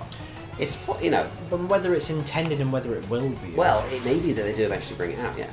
But the problem... I think you've got this sort of eternal problem with Half-Life 3, where you've got... As much as Valve has tried very, very hard not to overhype it, time alone has done that for them. I was going to say, they technically haven't overhyped it. They've been very good about it. They've actually said nothing on it. But N.Sane nothing on it. Yeah. That in and of itself has hyped it. Well, people have made up their own vision of Half-Life 3. And which makes it impossible to fulfill. You know, you have to make a game that, in any possible capacity, revolutionises the genre. Otherwise, it will not stack up to Half-Life 1 and Half-Life 2. No. But you've had an industry that's moved on a lot in the 10 years since. You know, add to that the fact that you've got kind of a story that perhaps, you know, as you were saying with the Mass Effect 3 thing, they couldn't really finish that conclusively now. Not with the hell of a cliffhanger at the end of episode 2. You know, how could they fix that? How could they make that satisfying? And I think they've tried for years to do something with that, and they've not managed to get there because it may well be functionally impossible. But mind you, people said they could never top Portal, and they did. So, well, yeah. But clearly, until now, they haven't. And I honestly think, for so many years, they had every intention of making Half-Life 3. And they were going to make it good. And they were working on it and trying to find that sort of secret sauce, that secret spark, to make it fantastic. And they didn't. But I think these days, you know, right now, I'm of the opinion that as sad as it is, Half-Life 3 is probably not going to be. I still hold out hope, but then I could just be a sentimental fool. I hope. I would love that to be a thing, and I think if Valve could actually bring out Half-Life 3 and make it work, they would. You know, when I say it's been basically cancelled, I mean there's no one at Valve working on it anymore. That doesn't mean they'll never do it. They might do. Someone might put together a prototype and take it to, you know, Game Mule and say this is Half-Life 3, and that's how they do it. And that might, you know, go to. It would be Game Mule. Well, I think there was a prototype because if I remember correctly, there would probably been dozens of prototypes. There was at one point a team on it. Yep. The problem wasn't people weren't working on it. The problem was right. That's the problem now. That's the problem now. But it was because, from where I've heard or what I've read, yeah. Slowly as time went on, people were siphoned off. Very much so. You know, they needed people to finish Dota 2. They needed people to finish Counter-Strike Go. They needed people to finish the lab. You know, they couldn't have people working on what was essentially, I would imagine, pre-production on a game that may never see the light of day. And Half-Life is kind of niche, really. Like, you're not going to see it getting as many... Let me say it the cynical way, shall I? You can't put hats in it. You can't put microtransaction in it. You can't put loot crates in it. It's not got something that's going to be a big earner for Valve. But that doesn't... Which isn't necessarily a problem. No, what I was going to follow on with there is that shouldn't stop it from coming out. I fully agree. But I think when you've got a project that's already in motion, you've got to get hands-on to get that out the door. You can't really have a big team working on a passion project that might never come out, because really then you would have a 3D ROMs problem. You know, and Valve very much have the money to work on this forever if they wanted to. But realistically, you've got to get to the point where this game has been functionally in development for at least 10 years, and I would say it's been in pre-production since before that. So, fundamentally, how, you know, can you bring out a game with so much hype and so much expectation and have it be good and not disappoint people? And I think, you know, you kind of can't, and I think it's, as sad as it is, I think Half-Life 3 is probably done now. I don't think we'll see it in the near future, at least. But I do hope we see something new from Valve. Yeah. VR. I personally, I wouldn't like them to close off Half-Life and Portal. I agree. I mean, I think we'll probably see another Portal game, because they can do that. But I think a biggest sort of trouble that Valve faces now is the bleeding talent when it comes to the sort of people who would write and create games like Half-Life and Portal. They aren't necessarily working with the same level of talent they were 10 years ago. And I'm not saying the people who are still there, aren't highly competent, incredibly, you know, creative people, because they are.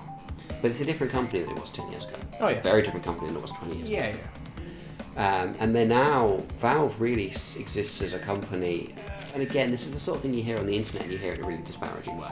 I don't mean it that way. But it's a company that is a content company. It is Steam, it is esports, and it is maintaining the platforms that, you know, they can run these things on. The tournaments, the microtransactions, things like that. It's very much like the Amazon of the gaming world. Very much so, yes. And if they set their mind to it, which they have, we know they have, they will create a fantastic single-player experience. Oh yeah. One day, I hope you get to play the lab, because it's a really, really fun, fantastic set of minigames. But there's so little, because you have to have a VR headset, and they are at minimum of £400 now to play it. It's something that it passes by a lot of people, and quite understandably. You know, if it's not on console, who's going to play it? Oh yeah. You know, they've imported to PSVR even, quite understandably, because it's all room scale. It's very good. But you can't really blame anyone for having the perception that Valve don't make games anymore. Which, while untrue, is... It's understandable. Yeah, totally. But so, I think on that note, because we have been going for nearly 2.5 hours. 2.5 hours or so. And I can't see me cutting any of this because there is a lot of interesting stuff in here. Yeah, well... we are going to have to wrap up here. So, thank you everyone for watching if you've watched the entire thing. And if you have watched the entire thing, God help you. If you haven't, we don't blame you. No, that's very, very reasonable. I suspect perhaps you will probably want to find rather a lot to cut in post. But To be honest, I don't think I will, because like I say, there is a lot of interesting topics here. And yeah. Because of how they all followed on very discreetly, it's going to be very difficult to chop it up. Yeah. And make it seem... But either way, we'll see how it comes out. Obviously, it's the first time we've done this together. So please comment if you like it, or feedback for improvement. Yeah, and hopefully we'll do this again. I presume with a different game. Oh yeah, I think it's worth us doing it with different games. Hopefully next time it'll be something that I'm good at, and you have played before. And I haven't played we'll it. organise something like that. Imagine it. I would assume it will be very old and probably DOS based, but we'll see. Ideally, we would like to take this kind of thing in turns. So yeah, I do something that I haven't played next. After that, I try and find something that Pete hasn't played again. Yeah, get him to play that, and yeah, and possibly what we could look into doing, because he said he would be interested, is getting a certain. Possibly yes, but we shall see how that goes. We will leave that. We'll leave that be for now. With an air of mystery. Yes. You shall maybe see. Yes, but you see nothing for now. No, but it's been fun. So, Crash Bandicoot. So, come on, final verdict. Okay. Thoughts. Final verdict. I don't know how we want to do this. Whether I want to say, would play again, won't play again, have been converted. So, let's do it like a wrap-up summary that you would see in a review. So yeah. Some key points and your overall thoughts. So, for Crash Bandicoot for me, and I kind of said quite a lot of this during the when I was playing it. Crash Bandicoot for me is a game that very much has both feet and the rest of it firmly in the 90s. It's not even sticking its head out of the 90s, it is the 90s. The only thing they've really changed, from my perspective, that I can see as someone who didn't play the original, is the graphics. And that is absolutely fine, because the game they've made, and the game they made back in the 90s, is actually a good game. It's a really solid little platformer. I can see why it's a really important part of a lot of people's childhoods. I can't say I've been thoroughly converted to it. I don't think I'll be going out and buying it, because I think the things that epitomise where it is in the 90s are the things that turn it off for me. So I'm not hugely fond of the cutesy animal aesthetic, although I play enough Mario, so that's more of a thing. Okay.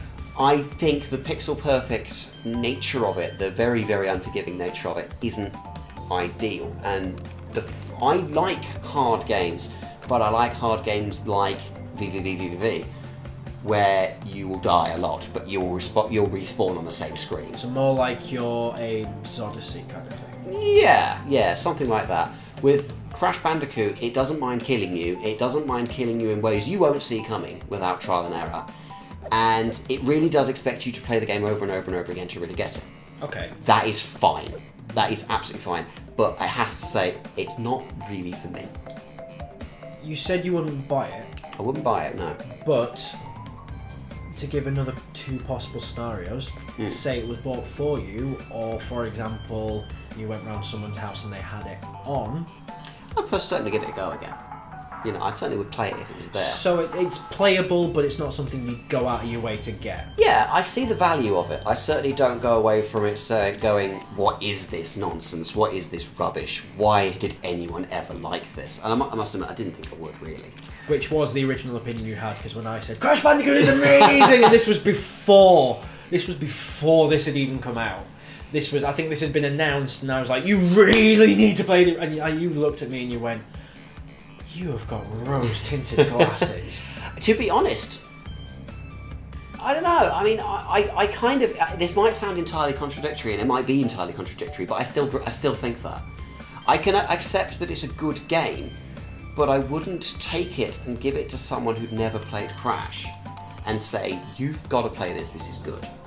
It's very good if you like it. If you like this sort of thing already, it's worth playing. If you are shall we say, a more modern gamer, or a more casual gamer, or a gamer that didn't grow up with rock-hard platformers, 3D platformers, probably not for you. But if you like them, this is going to be the best possible example. Oh yeah. You know, I think this is better put together than an awful lot of games of the day. It's like going back to an earlier point. If you were going to give someone a Resident Evil game to try for the first time, yeah, you probably wouldn't give them the PS1 version. No. You would probably give them the GameCube or the PS3, 4, PC, whatever. Yeah. That version. Because... You know, I would give them 4. You would give them Resident Evil 4? I would give them Resident Evil 4. If you wanted an introduction into the series in a way that was moderately accessible to modern players, but still gave you the groundwork, I'd say go and play 4, and then go back and play the remake of 1. Okay. I'll rephrase my argument. If you wanted to give them an introduction to the series that either starts off at the starting point of the story... Yeah, fair enough. Or, as a, this is how the classic versions were... Yeah, okay, fair enough. I see your point. Yeah, that's right. You would probably go GameCube over PS1. I agree. But then you might give them PS1 later to go, look at what it originally was like. Look at the polygons. Yeah. Look at the voice, or listen to the voice acting. I certainly think if you want to play Crash Bandicoot, from what I know of it, you give them the N.Sane Trilogy. And that's even if it was easily accessible on the PS4, which, is it? I don't think it is, because I think it's PS3, isn't it? No. The original trilogy? Yeah, so if you wanted to go and get Crash Bandicoot 1 on the PS1, how could you do so without literally buying a PS1? Well, the brilliant thing with the PS1 is every disc, bar maybe a handful, will run on any PlayStation except a 4. Right, so you could potentially get hold of a disc of 1, stick it in a PS3 and then play it. Yes. Okay, that gives it some kind of, you know... Even if you can't get a hold of a disc... Yeah.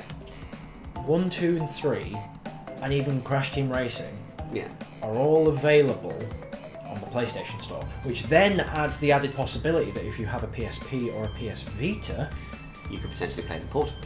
You can play them portably. You can play them portably. Yeah, which I think is quite good actually, and I think this game particularly would appreciate being on a portable platform.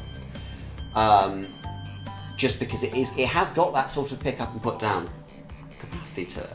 Which is quite nice. The rumours are towards the end of the year, and it's not been outright confirmed. Yeah. That it may end up on Xbox One and possibly PC. I'm personally in two minds about that. Would be interesting. I mean, I assume Sony don't own the rights then, but do they? I sort of wonder if it was going to come out on those two anyway. Why hasn't it? It's funny because they published the original 3 on PS1. Yeah. But the rights to the character were owned by Universal, which is how it's ended up with Activision. Yeah, so it's all moved down the chain. Activision have got it now. It's gone through Universal to Vivendi Universal to Sierra to Activision. Yeah. Because one eventually merged or got bought out by the other. Yeah, yeah. So Sierra was ultimately bought out by Activision. That's how it's ended up where it is now. Yes. So Activision hold the rights to the characters of the world and all of that jazz. The question is... Do they own the rights to the actual games? Can they only remaster the games on PS4? Or is it free to remaster on other platforms? Now that's the thing, I mean my question would be, if they haven't, why didn't they already? My answer is actually going to be more in favour of it's Activision who has the rights, and the reason I say that, Microsoft published Mass Effect, the first one. Yes. But it ended up on PS3. It did, and that was because BioWare, I think, signed a contract for a particular period, and then the exclusivity kind of ran out. Well, before this was released, a lot of people were saying exclusive to PS4. Then they had to word it and say currently exclusive to PS4. They had to indicate it was timed. Oh, okay. So, your opinion is that it is a timed exclusive? My opinion is it's potentially a timed exclusive. Yeah. That doesn't mean that even if it is a timed exclusive, it will appear elsewhere, because there are a lot of factors to think about it with. Yeah. One is it right that these games do eventually move to the Xbox or the Switch or the PC, bearing in mind that they are synonymous with PlayStation. And it's not even like the Tomb Raider aspect, where Tomb Raider got remade and it was on PS2, it was on PC, it then got moved to Wii and to Xbox 360. Yeah. Tomb Raider, a lot of people see that as synonymous with PlayStation, but if you know the history of it well enough, it was on PC, and before it was on PlayStation, it was on the Saturn. When I played the original, it was in fact on PC. I played it on PC. Exactly. So I've never considered it a PlayStation franchise. In fact, I've considered it more of a PC franchise. Exactly. Which it isn't, obviously, but it is generally regarded as being synonymous with PlayStation because the one thing on the platform everyone bought it on was PlayStation. Even though, even some of the later titles like 4, 5, etc. were on Dreamcast, whatever. Yeah. I think the problem you obviously are facing here is that although there is a great moral cause, it's all down to that. It's the almighty dollar. If Activision think they can make a decent amount of profit putting it on the Xbox One or the PC, or if we're really lucky, the Nintendo Switch, they will. See, if there's nothing licensing-wise getting in the way. To me, if it was released on the Switch and when I do eventually get a Switch, I would probably buy it. Because I think a lot of people would on Switch. I mean, you can tell how much I'm really into this anyway. Yeah. I would definitely keep the PS4 version anyway, because I could easily trophy haul this game. The whole 3 games I could probably platinum them. Yeah. I'm still in the process of doing that. Switch, it would be fun to have on the go, as you say. Yeah. So to me, if it got released on other platforms, I wouldn't see it as a problem. No, I don't think it would be. I think it would be difficult to describe it as being a problem that a game is accessible on more than one platform. I'm not, I know there's some degree of tribalism around this particular problem, but I don't necessarily think there is, a huge kind of issue with allowing more than one as many people as possible to play a game. I mean, I am a PC gamer. That is my thing. I mean, I remember the shock around when Wrath of Cortex ended up being on GameCube and Xbox as well. Yeah. What? This is Crash Bandicoot. It's a PlayStation. Yeah, because it is incredibly synonymous with the PlayStation brand. You think PlayStation 1, you think Crash Bandicoot, Spyro, and a couple of other things, even before you would think of something like Tomb Raider. Now, the other thing that might not help it move over at the moment is Switch. You can't really say much at the moment because it's too early. Yeah, I think Activision is still scoping out the Switch, really, for everything, never mind, just this. Xbox One isn't selling as well as the PS4. Yeah. And if you look at the sales charts for since this was released, there has been quite a number of weeks, and there's only been maybe 1 or 2 shops where this hasn't been the case, and I'll explain what's toppled it in a minute. Yeah. Where this game has literally been the top of the charts. It has sold so many copies, and it has done it consistently week in, week out for God knows how many weeks. The only since launch. There is one. There's one shop in the UK that I know where that hasn't been the case, and that's Granger Games. Okay. At which point it came second, and it only came second to Splatoon 2. Yes, and that was in the Nintendo world. There was a little bit of upset when Splatoon 2, in most cases, didn't topple Crash Bandicoot on its first week. Although I think that's possibly, it's not unfair that it didn't. No. Because the Switch has a much smaller install base, and Crash Bandicoot is a juggernaut. I'm not sure anyone would have... Splatoon 2 is very much... Or Splatoon as a whole is very much still in its infancy. It is. I mean, in Japan it's massively popular. But at least in this country, you've got an IP that's relatively new, you've got a console that has a relatively small install base, and obviously I'm of the opinion that the Switch is doing absolutely great. But for where it's at the moment, you've still got a situation where we've got millions and millions of PS4s out there. You've got loads of people like you who grew up with Crash Bandicoot and who actually look at a trilogy for 25 quid and go, yes, please. Because that's the other thing. It is extremely good value for money. It's extremely good value for money. I if any game developers are listening, do that more. To me, I was full on expecting it to come out at full retail price, 50 quid. I would have gladly paid that. I think it probably would have been worth that for 3-4 games. I would have gladly paid that. To have gotten 3 games for, I think I paid 27. Because it was a little more expensive on launch. Yeah, because I think it's around 30 to start with, wasn't it? But you can get it for 25 now. Yeah, I managed to find one shop that did it at 27. So I picked it up for 27. Makes sense, yeah. To have gotten 3 games, so it's effectively £9 per game. Yeah.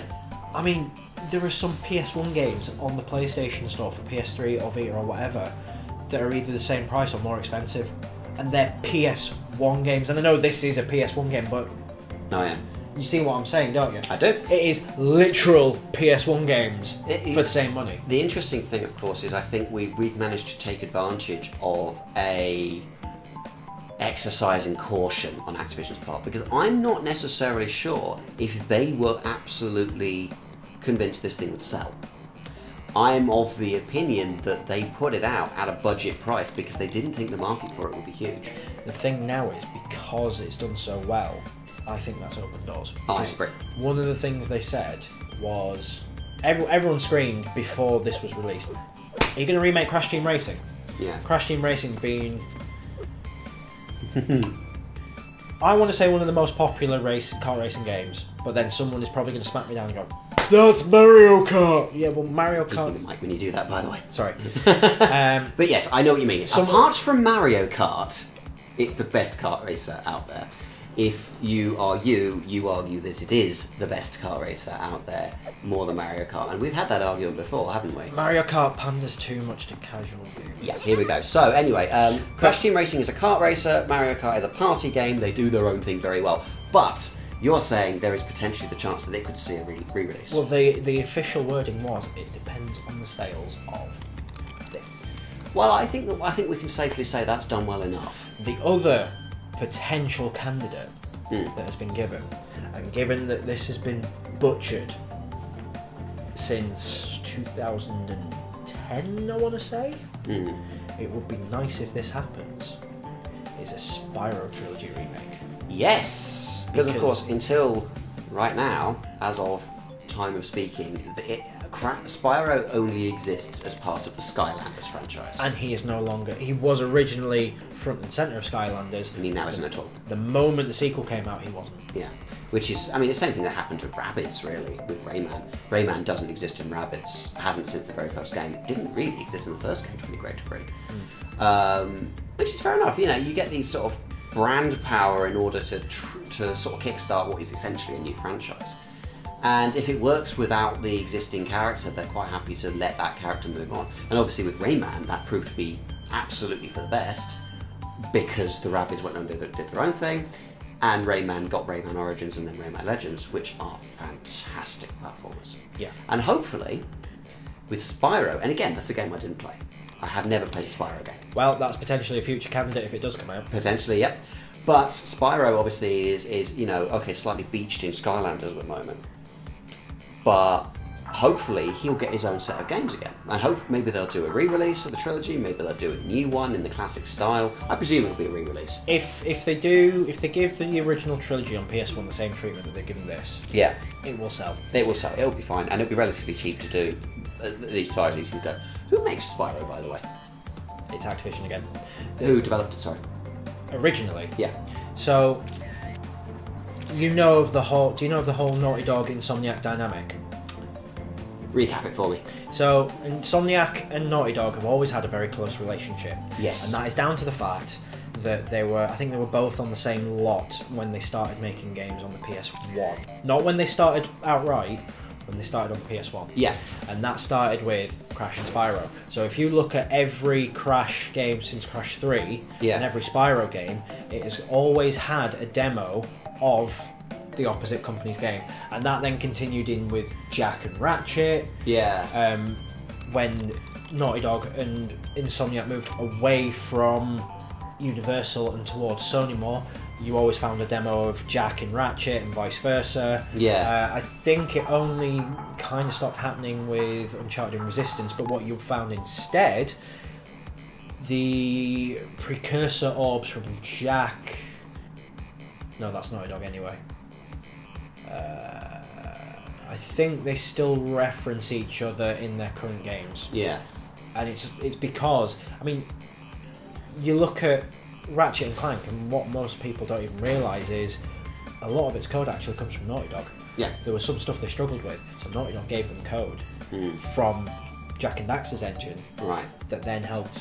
Yeah, they pulled it through and they obviously adapted it. Yeah. And so Spyro was originally Insomniac then. I know the sort of Insomniac Naughty Dog-ish. Yeah. Ratchet and Clank is actually derived, or believed to be derived, from a pair of enemies from Spyro 2. So. Which is quite a nice thing, really. You don't really know. It's sort of almost Nintendo-ish, crossover-y sort of, not crossover, but like an ecosystem where they're not necessarily even the same universes, but they've got this shared cast of characters and talent and skill, and they all kind of benefit each other. Well, they did cross over. It just ended up being that crossover was dire. Well, yes. But that was long after Naughty Dog and yeah, well, I mean, it's one of the reasons Nintendo doesn't do that very often. You know? No, but when Nintendo does it well. Oh, yes, very much so. Because obviously Nintendo, you've got Mario Kart and Smash, and that's pretty much it, really. Whereas what they did with Crash and Spyro was they did a couple of GBA games that just had a load of mini games and tried to stick a plot in there. Ah, okay. So it sounds like it's a little bit cash-in, almost, trying to leverage both brands for maximum profit. They could have done it right if it was either one or the other. I'd like the plot route, personally, because the party games were a bit naff.